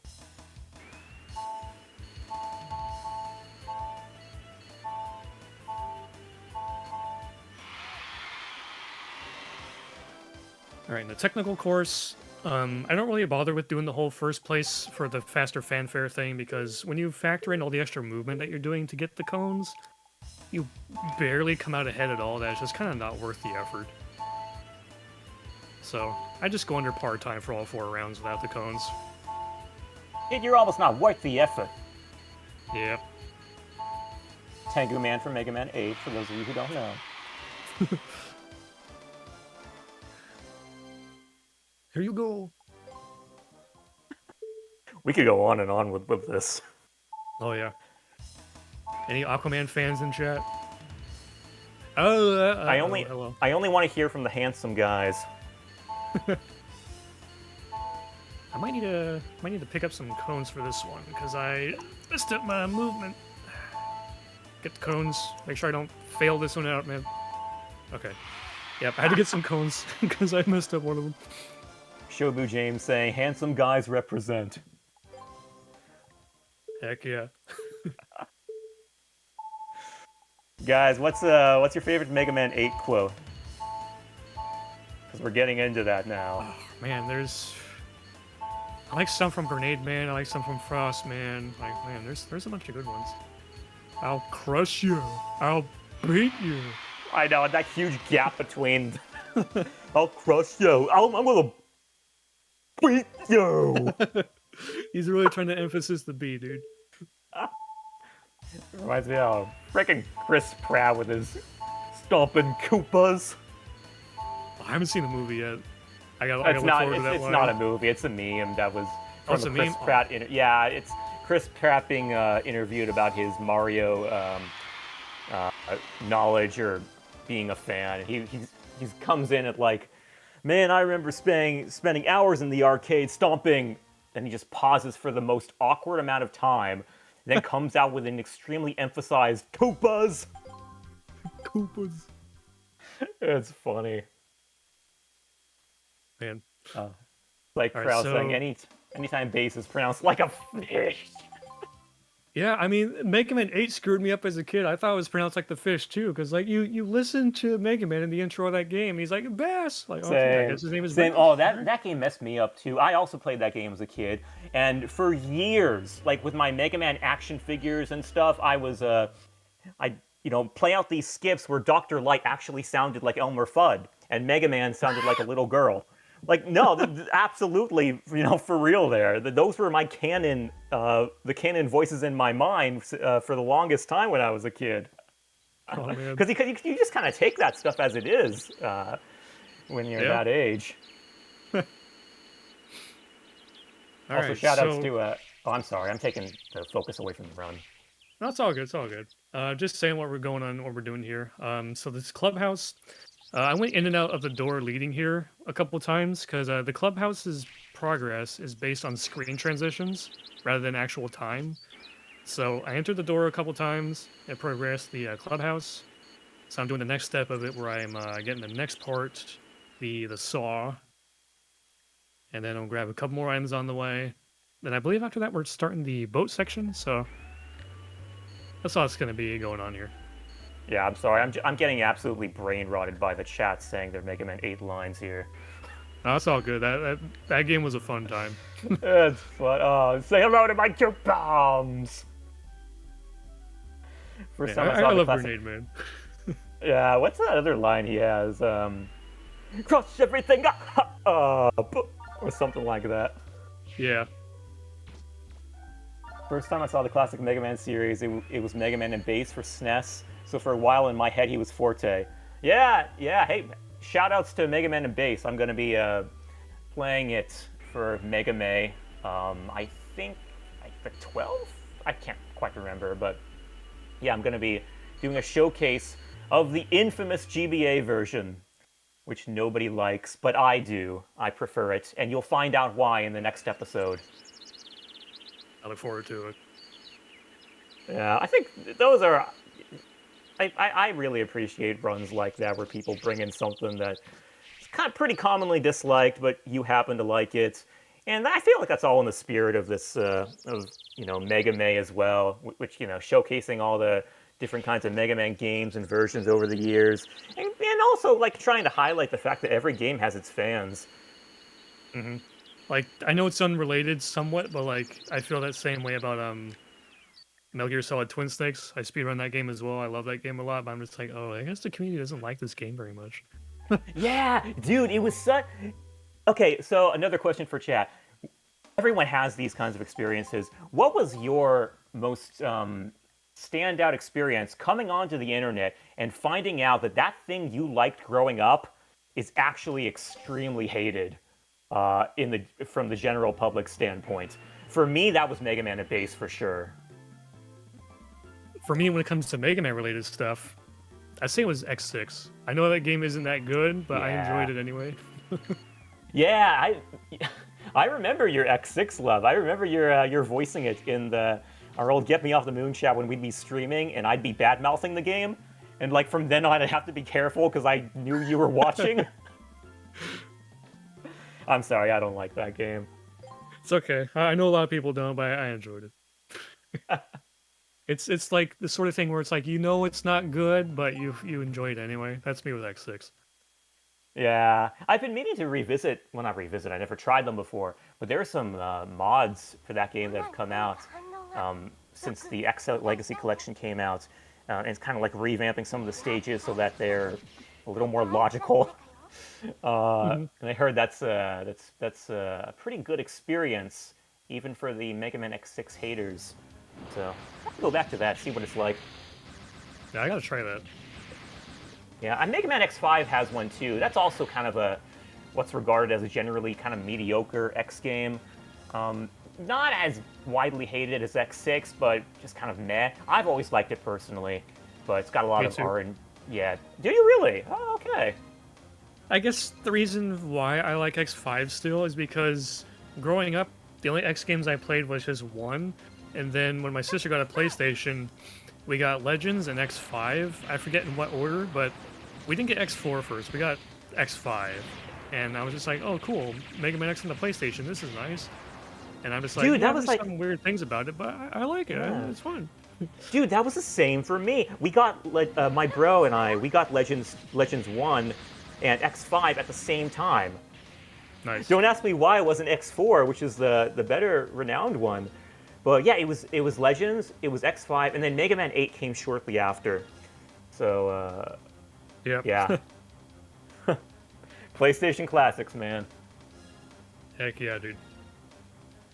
But yeah, Mega Man X5 has a good fan mod too, where it also kind of smooths out some of the rough edges, like fixes the RNG and stuff, so the rocket doesn't come crashing down like 75% of the time. Stuff like that. I remember my first playthrough of X5. I got that ending. I got Evil Zero, and I'm just like, "Why is he evil now? Is it because I didn't use him very much? Why? What happened?" It made me think for a Same. long time as a kid. That I'm just like, does he go evil if you just don't use him very much? So in following playthroughs after that, when I was young, I just kept splitting up playthroughs between like 50-50 X and Zero. And I'm just like, okay, I sure hope this doesn't mean he's evil anymore. Really? Oh, that's But funny. but I didn't know it was random. In my first playthrough, he was evil, so I didn't know what the heck happened. Oh, that's funny. I don't know what I quite thought of that too long ago to really remember. But yeah, there was some funny stuff going on with the RNG in that game for sure. Hmm. Psyched Crow saying game that I liked that it turned out people hated was online later X7. But like I also admit I like bad games, and it wasn't just that I was bad at it. Yeah, X7 for me is like I can't hate X7. I really can't. It's just too darn funny.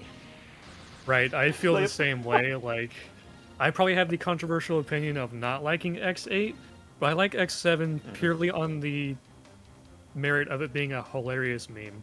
for real, man. It's so the cutscenes are hilarious. The voice acting is hilarious. The stage gimmicks are crazy funny. The ride chaser stage when you go into it and it's going at like 5 miles per hour, if that. Yep. It's just a barrel of laughs. I remember when I was streaming. I'm sorry, I gotta let you talk every once in a while. No, that's all good. Like, all I was just gonna say is like, yeah, X7's a great meme. That's all I was gonna say, really. It is, yeah. Oh, I could go back to that voice acting any day. What was I gonna say? Yeah, I remember when we were streaming. Yeah. Just shout all those voice lines from the background, and it'll totally distract me from anything I'm going to say. I remember streaming X7 for Get Me Off the Moon with Josh. You remember Josh Yoshinator. Yeah. And he was going into that ride chaser stage, and I was kind of building it up for the meme and being like, okay, Josh, get ready. You're not going to be able to handle the speed. You know, you got to take it in, get prepared for it. It's going to come fast at you. Just be ready. It's going to come. Here it comes. Then the stage starts. He's crawling at like 2 miles per hour, and he just mutters in desperation, "Are you kidding me?" That's great. That's great stuff. Oh man, so many memories. Yep. Every game has its fans. Yeah, and again, that's what I think. That's the biggest appeal of Mega Man. That's for me certainly. That's one of the biggest things about it. It's a showcase of as many Mega Man games we can get, even the unpopular versions, because like you said, every game has its fans, and it's like we all grew up with different games too, and we weren't always in especially back then. Maybe we didn't even have the ability to look it up online to see how popular they were. Nowadays, I do that all the time with games. I look up to see, like, Metacritic and stuff, the reviews, see if they're worth my time, all that stuff, yada yada. And it kind of pulls you out of the immersion. You know, it takes you away from the experience of getting into a game and forming your own like magical first impressions that you can take with you. And you know, just I think it's healthier that way, to be honest. When you go into a game and it's just you in that game and nothing in between. For sure, yeah. So we have this boss here, and on normal we had like a setup because getting the quick kill on him was really hard. But this time around, Yeah. it's still somewhat tricky, but as long as you set up the right lineup, we can get a quick kill on this boss as well. I think Nice. that's the lineup, and then this is the lineup. So we're going to try to blow up all 4 parts in like half a cycle, pretty much. We'd like to call it the 0 cycle. Nice. Shoutouts to Zero. Yep, here we go. The 0 cycle.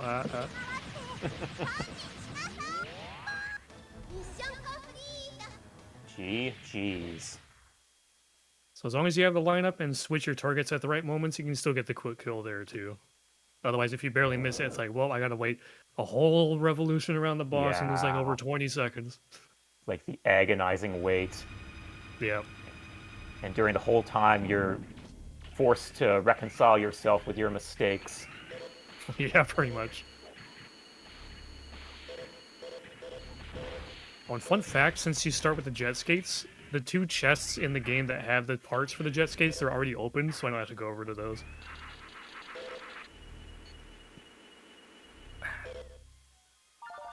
But since this is 100%, it's time to go find some extra stuff, like this hole in the wall has a part for, it's either a wet... get out, what are you doing there? That chomper's too close for comfort. What the hell is wrong with these guys? They always away get from you me. somehow. Being trolled. And in this The, one, it's a ring. We can give Rolla a ring. Interesting. The Mega Man Legends 3 Prototype 2D demake that I'll be playing later on has exactly one of those chompers in it, one of the gold chompers. Oh, yeah. And I always make a point of saying, I'm sorry that this is in the game.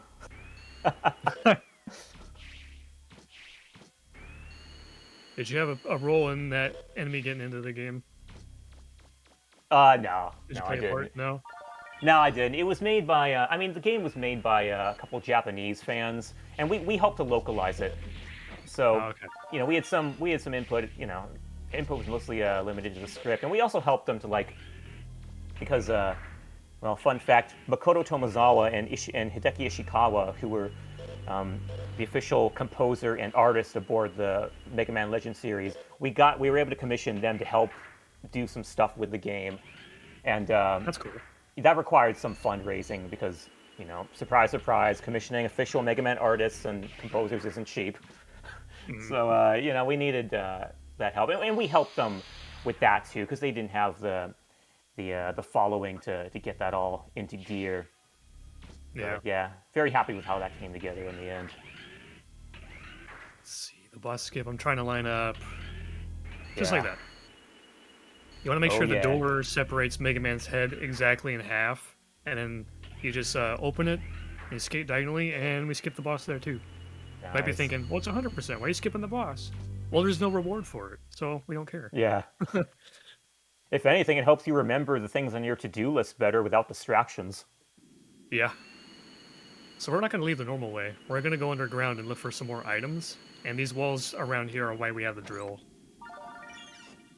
So there's that piece, and then there's a little glitch I'm doing here that's called a weapon walk, where there's some weapons where you can walk and use them at the same time. No, drill the dang wall, don't talk to it. Yo, second place, thanks for the raid. Easy, thanks for the raid. Hey, y'all are the real ones. Yeah, I know those boys. They're from the Legend Speedrun community as well. Really? Can you introduce me sometime? Yeah, you should join in on one of our race days, man. As if you didn't do that before, but hey, you know what? It'd be fun. Yeah, like, who's this Easy guy? I've never seen him in my life. I could have said a quote there, but it has curse words in it, so I'm not going to. But speaking of curse words, this room is tough. So let's see. I'm gonna try to skate through these pendulums here. Oh, nope, I ran right into it. That's I'm kind of unfortunate. red bar. That's a little... Oh! Jesus. I'm gonna kill him, see if he drops any health. Get almost chomped, man. He didn't drop any health. Okay, this is gonna come in clutch now. Wow, Easy, you brought in that question at the worst possible time. Unfortunately, we can give you an affirmative answer to that.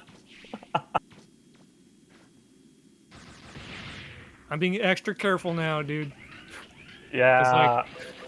I messed up a hard thing and I came in there without max health. If I was max health, I'd still have some HP right now, but yeah. Hello, please. Easy saying, dude, I'm an absolute cave goblin and forgot the event for you guys were tonight. That's okay, man. You got other crap to worry about, and I respect your grind. He cursed my run, brother. But anyway, I'm really alive. did. I made it out. Now I can talk to Data and, like, not die. Help me, Data. Thank you. Good old Data. So it's just like before. Roll the red refractor, fix the flutter and everything. And the next dungeon, we're going to be making 2 trips into it instead of just one and heading out. We're gonna go in there, do some of it, and then we're going to leave, do some more side quests and things, then we're going to come back into it and finish it. Right on. So I want to get the Grand Grenade now, but I'm not going to build it and use it just yet. Talking to Gramps here, and funny enough, I didn't mention it before, but if you say no to both of his text boxes, you get less text boxes, so it's faster to say no to Gramps Toys. Oh, like, cool. we're not here to listen to his babbling. Yeah. He can babble. Yeah. He's got a lot to say behind that beard. No, Grandpa, No, I don't want Grandpa. to hear your stories. Yeah, we don't respect our elders in this game. I'm sorry. Mega Man, I mean, he actually is a delinquent, stealing from the serve bots, kicking things every which way, shooting at things every which way. Like, and I mean, his name is Hippopotamus. Like, what else do you need to know? True. What if I could do some more funny swag on the door this time around? Last time I did that funny jump where he got frozen in place. If I can make it work, I know another funny one I want to do. Okay, get ready to laugh, folks. Or be It's gonna be disappointed. funny. We'll see. Well, you can laugh at that too. Oh, no. It didn't work. No It didn't let me swag. do any swag. Oh, well, it's Aww. Reset. reset the entire run, man. Reset. Roll back the clock. Tara, get in here. Roll back the clock. We're doing it all over from start. Okay, he's out of my way. He's charging on in here. This room's kind of dangerous because those guys are everywhere. We're fine.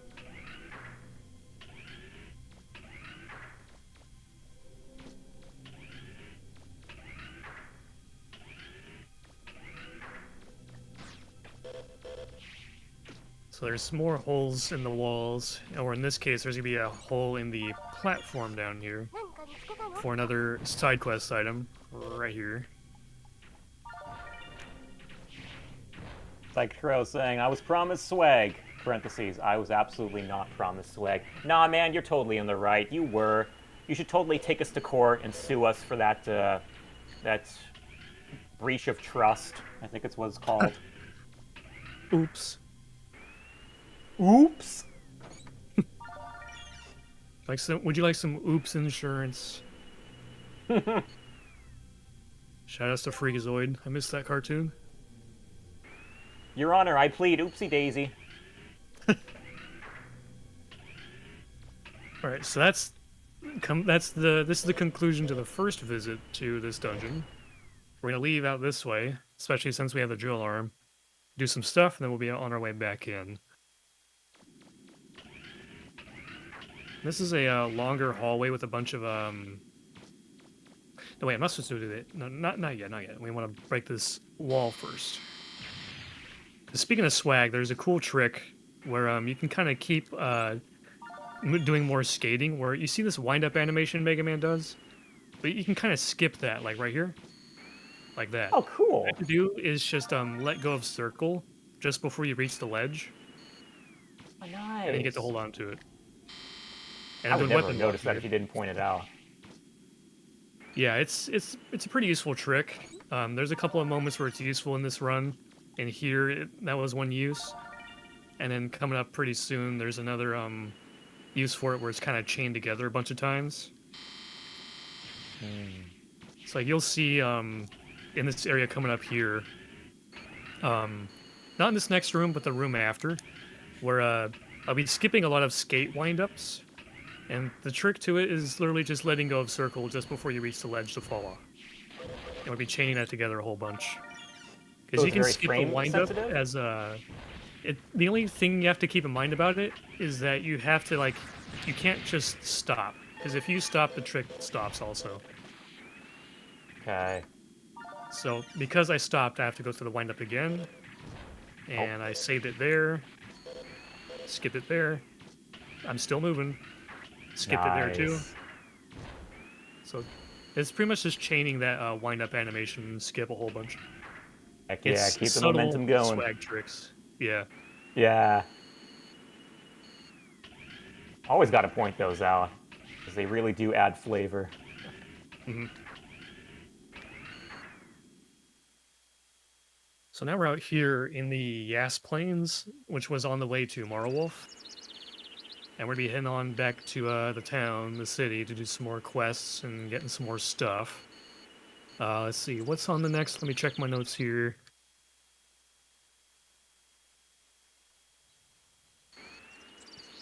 We're gonna be heading to the police station, that's right. We're gonna help the flustered man, because he lost his money bag.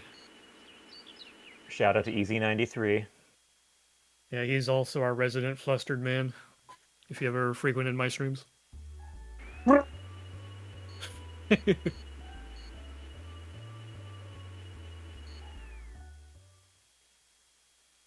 Also, this is one of my favorite songs in the game. I'm a Sounds like fan. a sounds like a marching tune of some sort. Yeah. So I gotta enter and re-enter the room to get the quest to trigger, I believe. Hey, you should talk to that guy in the next room. He looks kinda mad. I heard he dropped his money. We're And he's like, oh, I dropped my freaking money in a trash can. I can't find it. so the ideal is to imagine him talking like Easy93, just so you all know. And if you didn't notice there, I called the car while inside the police station. There's a handful of rooms where you can do that without having to be outside. So it's like she just drove the support car through the wall like freaking Kool-Aid Man. Like, oh yeah. It's like, oh, you just destroyed the building. Yeah, she'd do that. Oh She yeah. would. I've always So we're said that developing a roles. bunch of the stuff that we picked up along the way. And now we're going to switch to the drill arm. I forget which way to... not the drill arm, the grand grenade. There it is. Easy saying, time to mod each one of Mega Man's footsteps to be Flustered Man. Dude, we will go a step further than that and just put every single sound effect from this game, like replace every single sound effect with one of your sound redeems. Oh boy. That's a chaos mod and a half right there. Heck yeah. You want to talk about the Chaos mods that have come... Well, because Legends has seen a few, like, Chaos builds of its own, right? In, like, the Yeah, I want to speedrunning see if I can history. maybe yeah, I want to see if I can maybe sneak it into Mega May, but there's a incomplete Kaizo cheat engine script hack that was made for Legends 1. And it is Yeah. bonkers.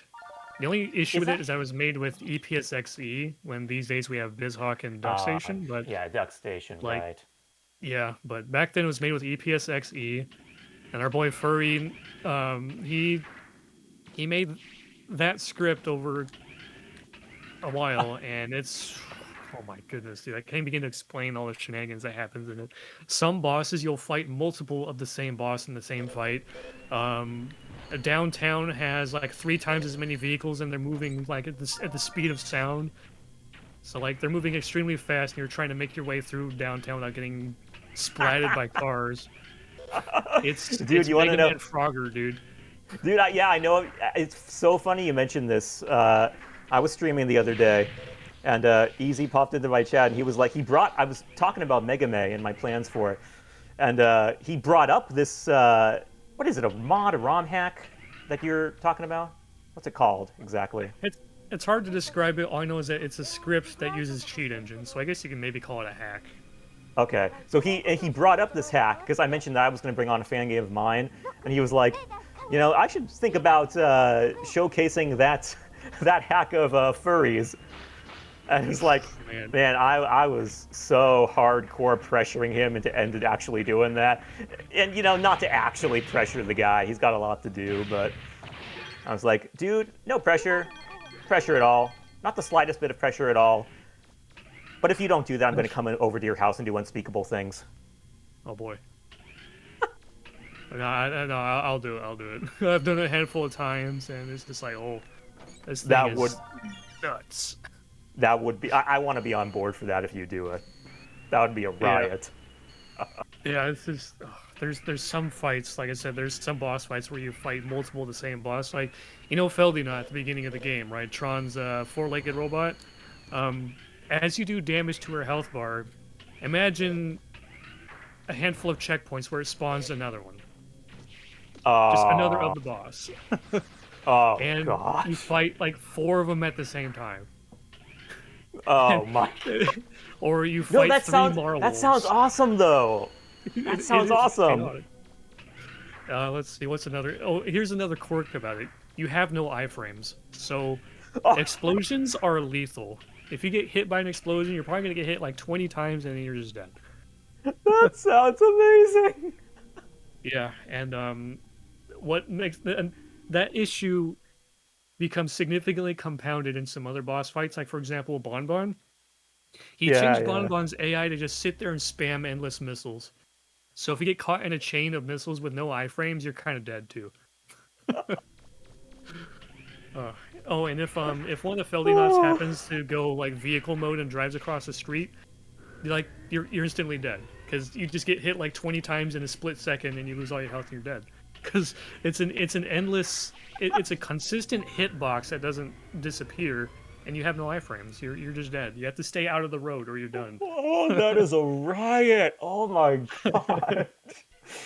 Oh, Yeah, no, and, actually, don't stream that. That's not going to be good for my health, man. Yeah, there's another comical part about it. In Cardin Ruins, you have those nests that spit out those flying enemies. Oh yeah, who could forget them? Instead, they spit out shacks. They spit out more of the green claw guys, not flying guys, but you'll have a room full of green claw dudes. It's comical. Wait, which shacks? The green ones. The ones that disappear on you? Those are no, the green ones are the regular ones. Oh, okay. It would have Yeah. been better with the invisible ones. Oh, speaking of the invisible ones, when you get to that place, the first room, they're literally invisible. They never reappear or anything. You don't see a shadow. They're just straight nice. invisible. Nice. All the Zalkabons in the first big room, they're just replaced with invisible shacks where you cannot see them whatsoever. Oh, You just dude, have to know if they're there. that is everything that I wanted out of Legends for all time. Now, Yeah. you know what? Oh, The real reason that we don't have a Legends Legacy collection yet is because Capcom got wind of that hack and was like, nah, this is too peak. We can't top it ever. no, there's another thing. My favorite thing about the entire hack is that there's one... the room with the spider chomper guys that I got hit in? I got trolled in a little bit. That had the ring in it and... the Oh other yeah, one. the chompers, right. Yeah, the choppers, yeah. So he changed one of them to be a shack. It's the very first one in the front, and he made that dude big and changed the way his model looked a little bit. He is fast and he's huge. Pretend that his arms how are just big? two more taller than you are, at least. Wait, what? What makes him huge is that his body, his arms are just 2 more torsos. So I call him the can't even football imagine shack that. because he's a girthy boy, and he has a ton of HP. No, I love That's that guy so much. that's biblically accurate basketball Shaq right there. Yeah, I love that enemy so much. Oh, that's great. That is great. Yeah, I'm gonna have Easy to saying find that a hard time hack. slot. Yeah, I'm sorry. Go I'm gonna have ahead. to find a real time slot to do that because it's a trip, dude. That yeah. I think I've seen bits and pieces of it before, but that sounds mostly unfamiliar to me. When was that put together? It's like 2016, 17. It's been worked on little bits after that, but it was Okay. worked on a long time ago. Yeah, that's kind of when I was transitioning out of the fandom a bit, unintentionally, Mhm. of course, just because stuff came up. Yeah. But yeah, that makes sense. That makes sense if it was released around then, and I don't know about it. You had to have been in the speedrun community to be aware of it. But Uh huh. another funny thing is the intro boss. He has the AI available to him to be able to do the rapid smashing like the one underground does. Uh It's just huh. he's just programmed to never use it, but that move is available to him, and the hard hack does make him do it. So he's doing this douche douche douche douche when you have no iframes in a tiny room. It's Oh, scary. that's fun. Oh, hey, Easy. Easy's taking off now. Boys, I got to get to bed. Wish you all good luck. Catch you later, Easy. Thanks for dropping by, and hope you have a good one. Yeah, later, easy. Thanks for the not death wishes. Yeah, that's more than you got from me, and I apologize for that. So yeah, Buster Max is kind of taking care of Bruno, no problem here. And I'm gonna blow up this fence so I have a clear path to that Yep, over there. do it before he does. Yep. So let's see. Now that we took care of closer and the air battle, 100% kind of differs from normal any percent a little bit. So we're gonna do this right away because before we needed the grand grenades to do this quickly, but we got the Buster Max. We can just do it right now. Right on. And because we have the range, we're gonna try to move toward the next destination while taking care of enemies. Yes.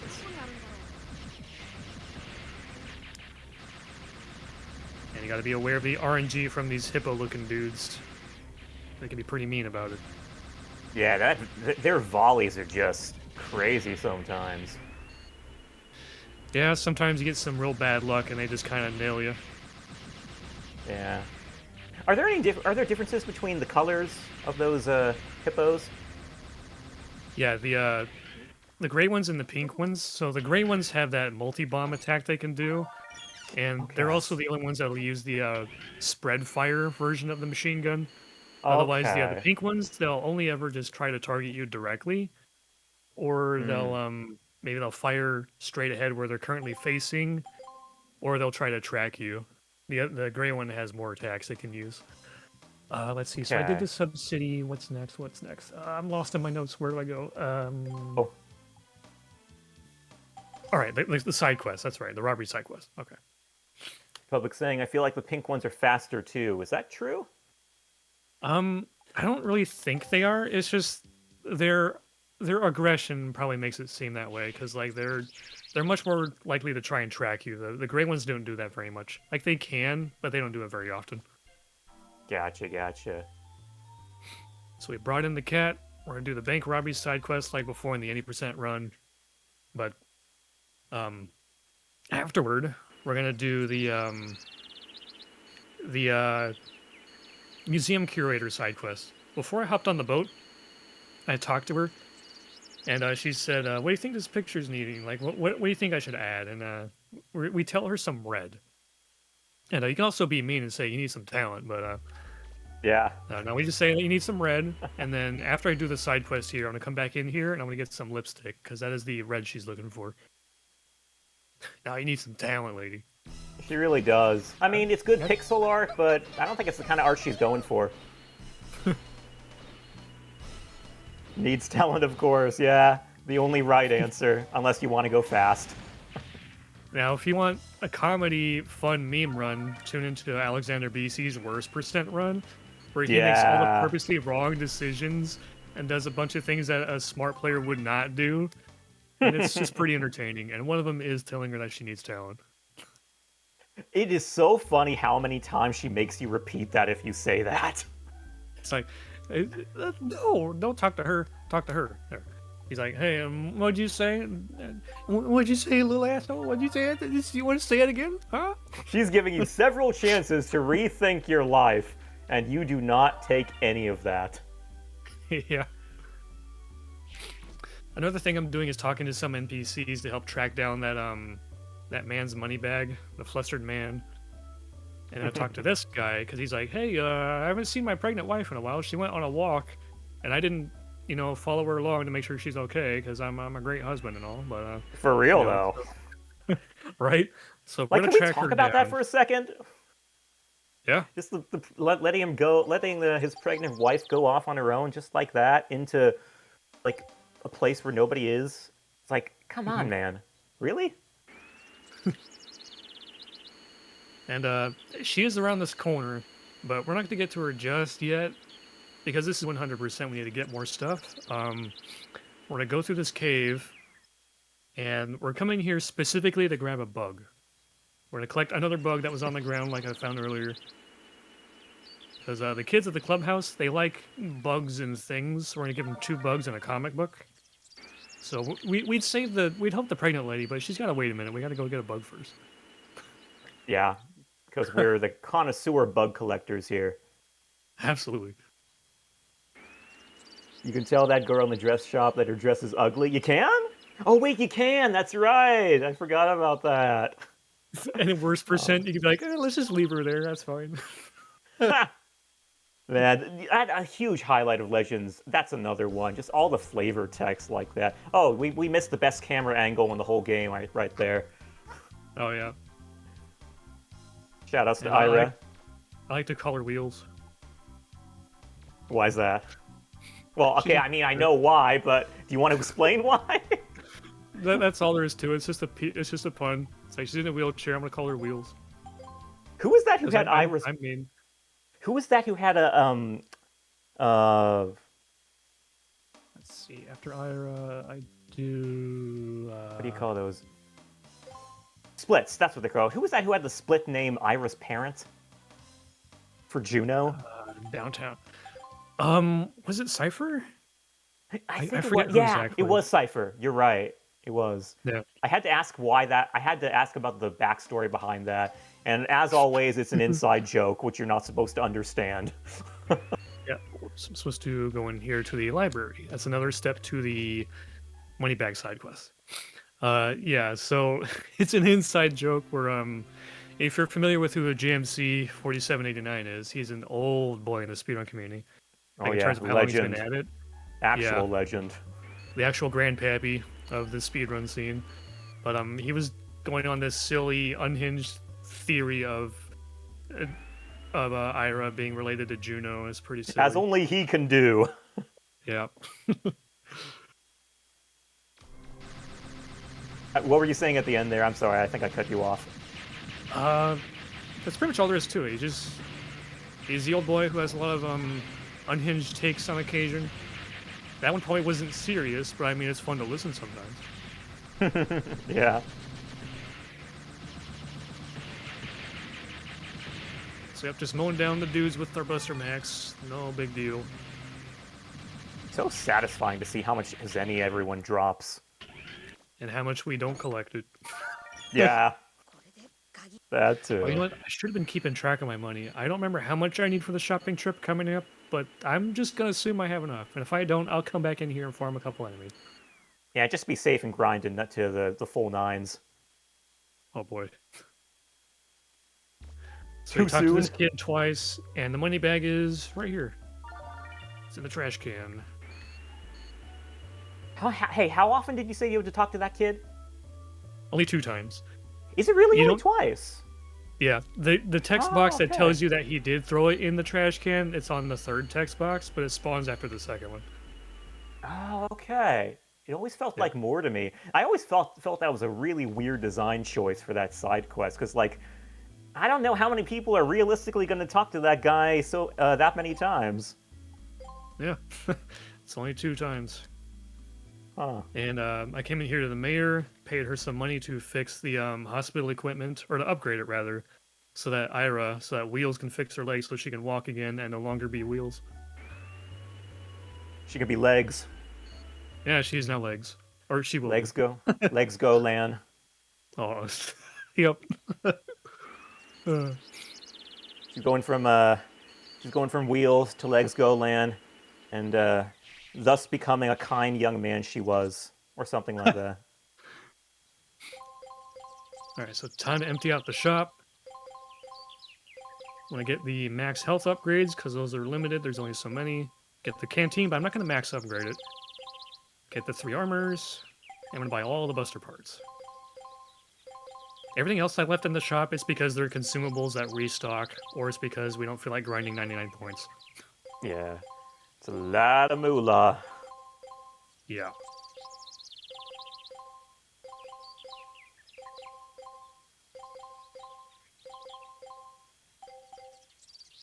All right, shopping done. Now I'm going to interact with this box for the helmet that we're not going to use.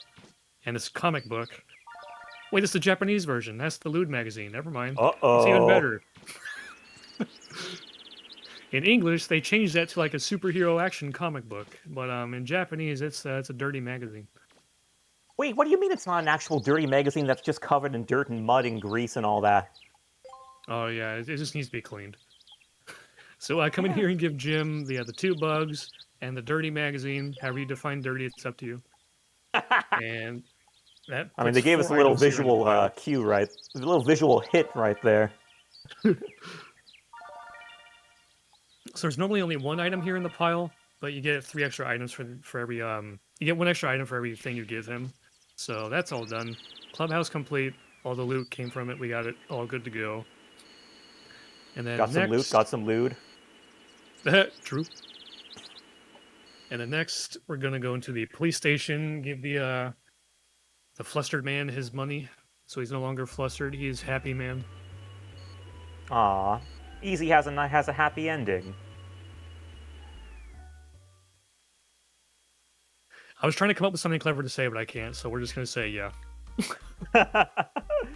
It's because the possibility of Easy having a good ending is just that remote.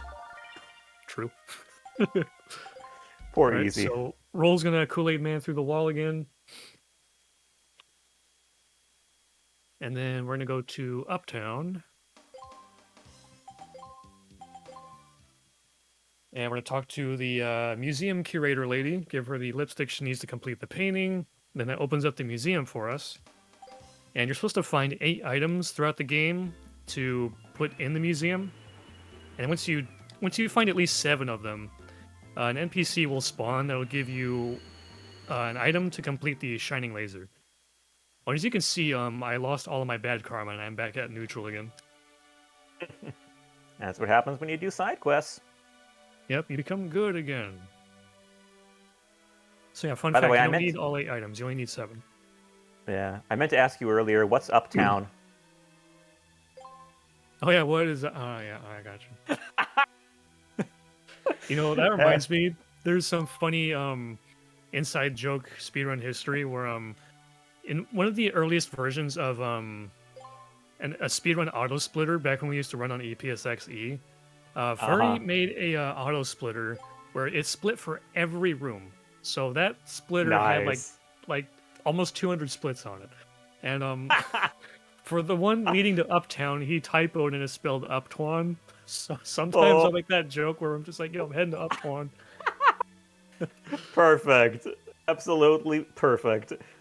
Now, if he only said up dog, it would have been better. I mean, this game has so many dogs in it, and we mistreat them all as it is. So hey, why not go a step further and throw that in there? Yeah. Right, so that's all the items. Spun the NPC who will give us the shining laser part. She's like, oh, this thing is weird and scary. Do you want it? I don't want it. Like, okay, I'll take it. One man's junk is another man's treasure. Absolutely. Another man's shining treasure, you might say.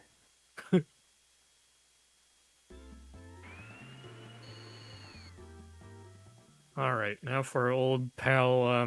We never talked about this boss's name. Its real name is like Gaini Turin or something, but in the community we lovingly call him Hugh Janus. The Reaverbot names actually have an interesting not backstory, but little fun fact is that all the Reaverbot names sound like they're in Japanese, but they're really not. Like, they don't translate to anything. They're all just a bunch of nonsense names. I found that out from Gregaman, who was the former liaison of the Mega Man Legends 3 project. Got a chance to meet him a couple times, and while interviewing him, he dropped that little piece of trivia, and I never knew that. I always thought they did have some meaning in Japanese, but no, they're all nonsense names. That's funny. Yeah. And we call him Hugh, or we also call him Janus or Hugh Janus.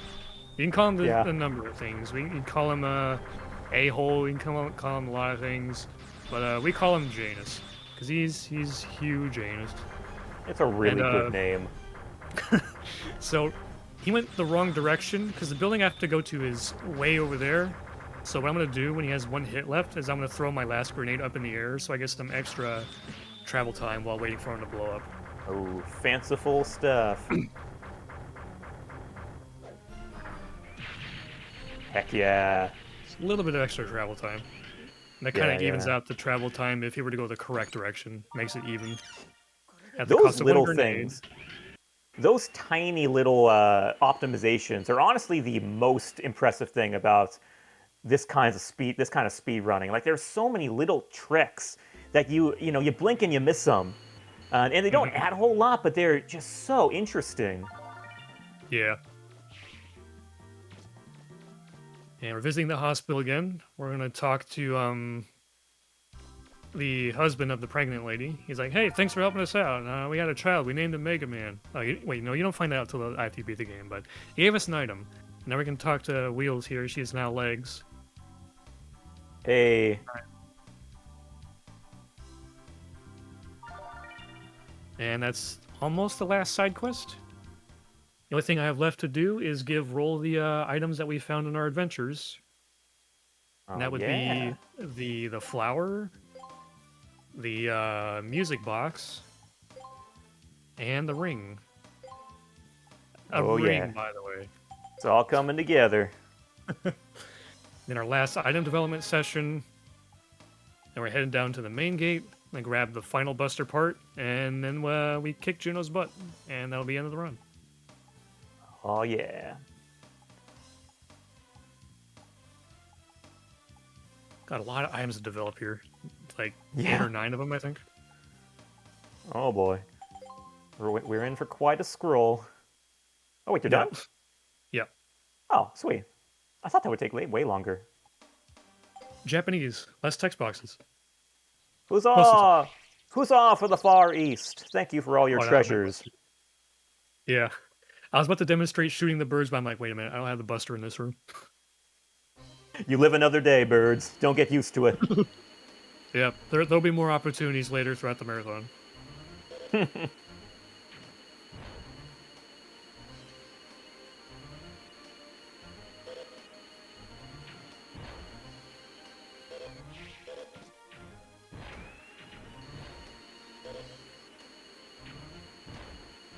Okay, last guy's a jump over. Ooh, nice. Almost shot me in the butt. That was pretty close. So the last Buster part of the entire game, of the entire run. Hey! I'm sorry, Blue. We got a raid from our old boy Magnus. Hey, I know that guy. Yo, Magnus. Thank you for raiding. Hope you're doing well. Thanks for catching the show. Getting raids from the boys. All the boys. I know, they're all coming in and showing their support. Heck yeah. Thanks, guys. We appreciate you all. Alright, so that was the last item. All side quests complete. I have everything in the game. The only thing I didn't do was max out the canteen points and max out the special weapon stats, but we don't want to do that. That's just going to be hours of Zenny grinding. But minus those, we did literally everything else. So let's go ahead and finish Juno off here and finish the run. Hey, the maps in this game, don't they have like a grid system, or am I thinking of Legends 2? They both kind of do, but they work a little differently, but they're both kind of grid-like, yeah. Okay. I was quite intrigued to see that filling in all those individual squares didn't contribute to 100%. Yeah, I mean, you could do that technically. At the same time, it's like, well, what if you find a room that's out of bounds? You can fill out more nonsense out of bounds that you wouldn't normally get to casually. Does that count? I don't know. I don't want to make Yeah, then things all fuzzy and complicated. So the just lines get blurred there. Yeah, I hear you. yeah. Because if you're out of bounds, you can fill the whole map with more gray boxes, and it's like, let's not bother with that. Yeah. Nice excuse to justify the fact that it's not even fun, and we don't want to do it anyway. Yeah. Like casually, sure. When I was young, I often filled out maps too, but I'm just like, we're trying to go fast here. Yeah. Let's get it over with. You know what I mean? Magnus saying, glad I made it to the run. Hey, we're glad too, Magnus. Thanks for joining. Blue is just finishing up 100% here on easy.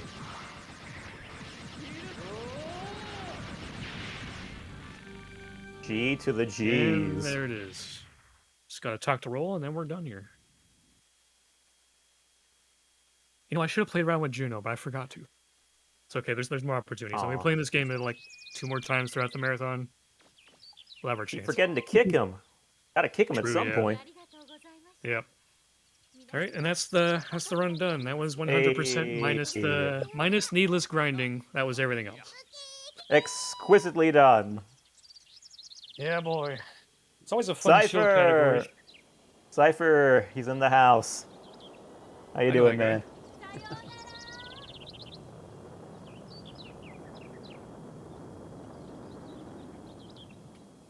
All right, I can relax. 2 runs back to back. Yeah. But hey, I don't mind. I love playing some Legends. I know. Take a breather, man. It's so crazy to me that, I mean, you're talking all this time, just kind of doing this all kind of in the back of your mind. It's like it's so instinctual to you now, isn't it? Yeah, when you run a game for long enough, and when you get familiar enough with the categories, a lot of it just becomes very automatic, very just borderline muscle memory. Yeah, that's so impressive to me. Like, it's so like second nature that you can just talk about whatever, just like it's any Tuesday, and just roll on. Yeah, you just kind of get used to it.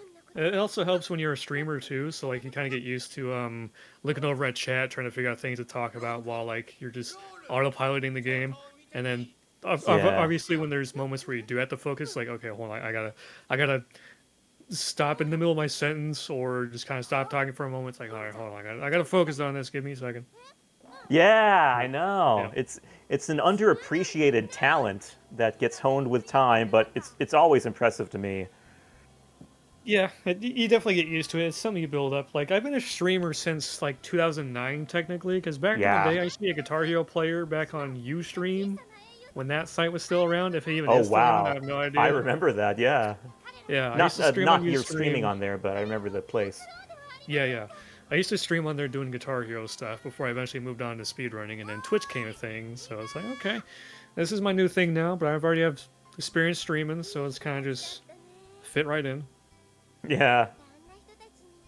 I'm glad you continued it because it has been quite a journey to witness, I must say. This game has evolved quite a bit as the community expanded too, because we introduced more people into it who have their own interesting ways of contributing. Like for a long time, it was JMC was the best. Ochgard showed up and he was really good too. Gave JMC some competition, and then the community expanded a little bit.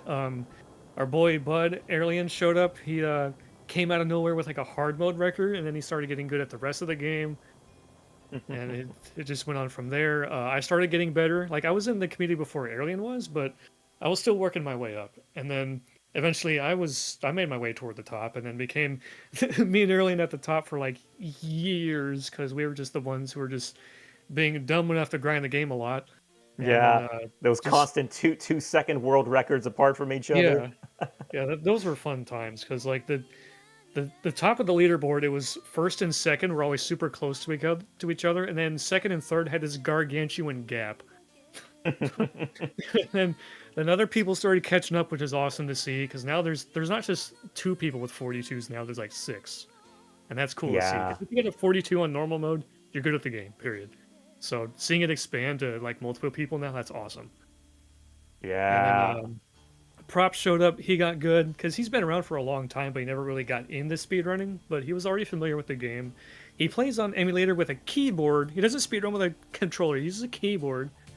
The utter That's madman. insane. He's good with the keyboard. He's nuts.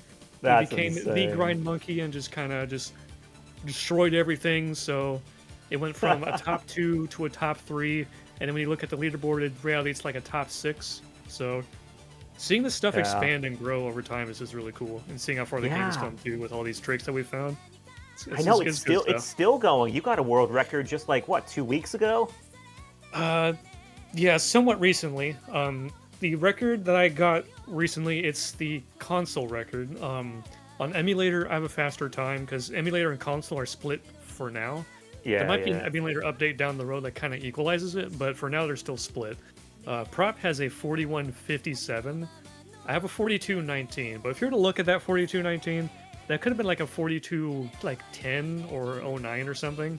And I'm capable of getting another run like that. It's just getting the 41. Oh, he had to do Death Warp to get that, so that's getting a 41 is like the ultimate goal.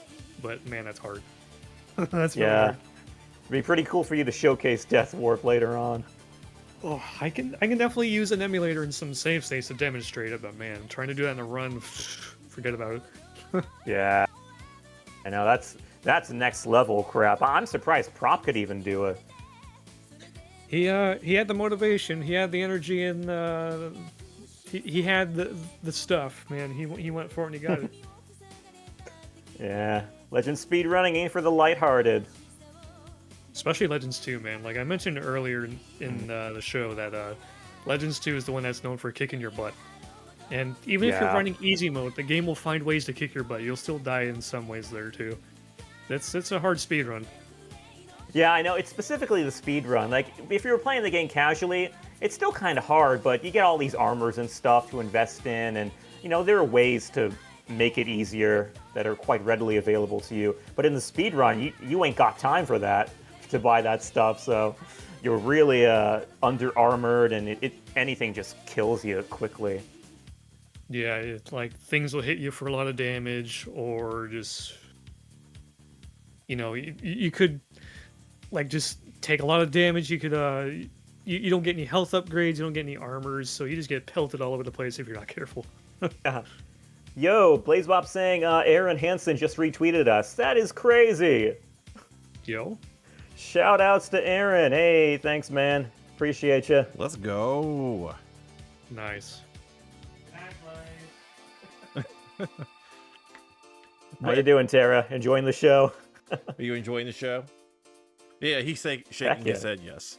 Well, speaking of, so I want to show you guys a sneak peek of what's coming tomorrow morning at 8 a.m. Eastern. I'll just do a quick switcheroo. We've been working on this in the background. It's a contraption, and it sort of works. We are going to be playing a Mega Man X with lemons using our I bodies. saw that on the schedule and I was wondering what that was. We tried this at to open up MagFast earlier this year, and it was insane. Blazebops ran it then, or whatever you call it, and we've been trying to recreate it here with limited results. So Limited results. yeah. We might be able to. I don't think we'll be Mitchell Penguin. Yeah, we determined that Jarrett's just not conductive. I'm not conducted. Welp. That's awkward. Yeah, they said that's awkward. Very much so. But yeah, Blue and Sky, thank you guys so much for an awesome 2-4 Mega Man's Legends run. It was awesome to watch, and I hope the chat enjoyed it too. Can you give the chat a shout out at where they can find you for more stream action? Yeah, Blue? so I'm known for speedrunning the Legends series the most, and you can find my stream at at my name here, twitch.tv/BlueMetal, one word. And I primarily stream, speedruns of the Legends series. Sometimes I'll dabble with other games like Metal Gear Solid Twin Snakes, Stellar Blade, Xenosaga, a handful of other games too, but mostly Legends. And yeah, you can find me there. And I stream inconsistently. I haven't streamed in like almost a couple weeks now due to sleep issues, health issues, other life distractions, but I'll be back at it sometime soon. But that's where you can find me. Yeah, guys, go follow Blue. He is so dedicated to speedrunning this game. He has been for over a decade. And I just want to say one other thing. Blue's not just a great streamer, he's a great viewer as well. Like, you see him just commonly popping into other streams that the boys are hosting in the Legends community. Just time and time again, you never know when you'll find him, but he's always around. Supporting the community. So shout outs to him for being a great viewer as well. It's definitely I learned a lot. appreciated. Yeah. If you guys want to find me, I'm Skybane_0 on Twitch and Twitter. I don't stream as often as Blue. I'm kind of actually just starting to get back into it after a long break. I mean, I was never quite huge into it to begin with, but kind of trying to get back into it. And yeah, it's fun. So I hope to stream more in the future. That's all out of me. Excellent. Thank you both for performing for us. Excellent as always. And thank you everyone for watching. Be sure to support our Kickstarter if you would like to support an upcoming Mega Man centered expo. We're really excited about it, and we hope you guys are too. Kickstarter links in the panels below, or hit that exclamation mark Kickstarter in the chat.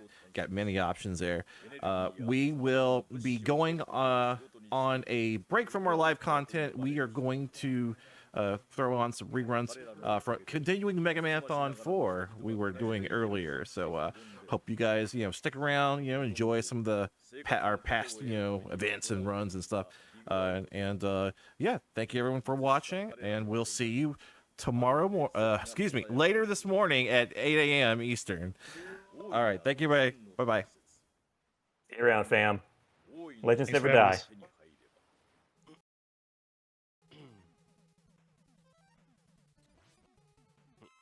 Chubb did the thing. Should have put that dust, but oh well.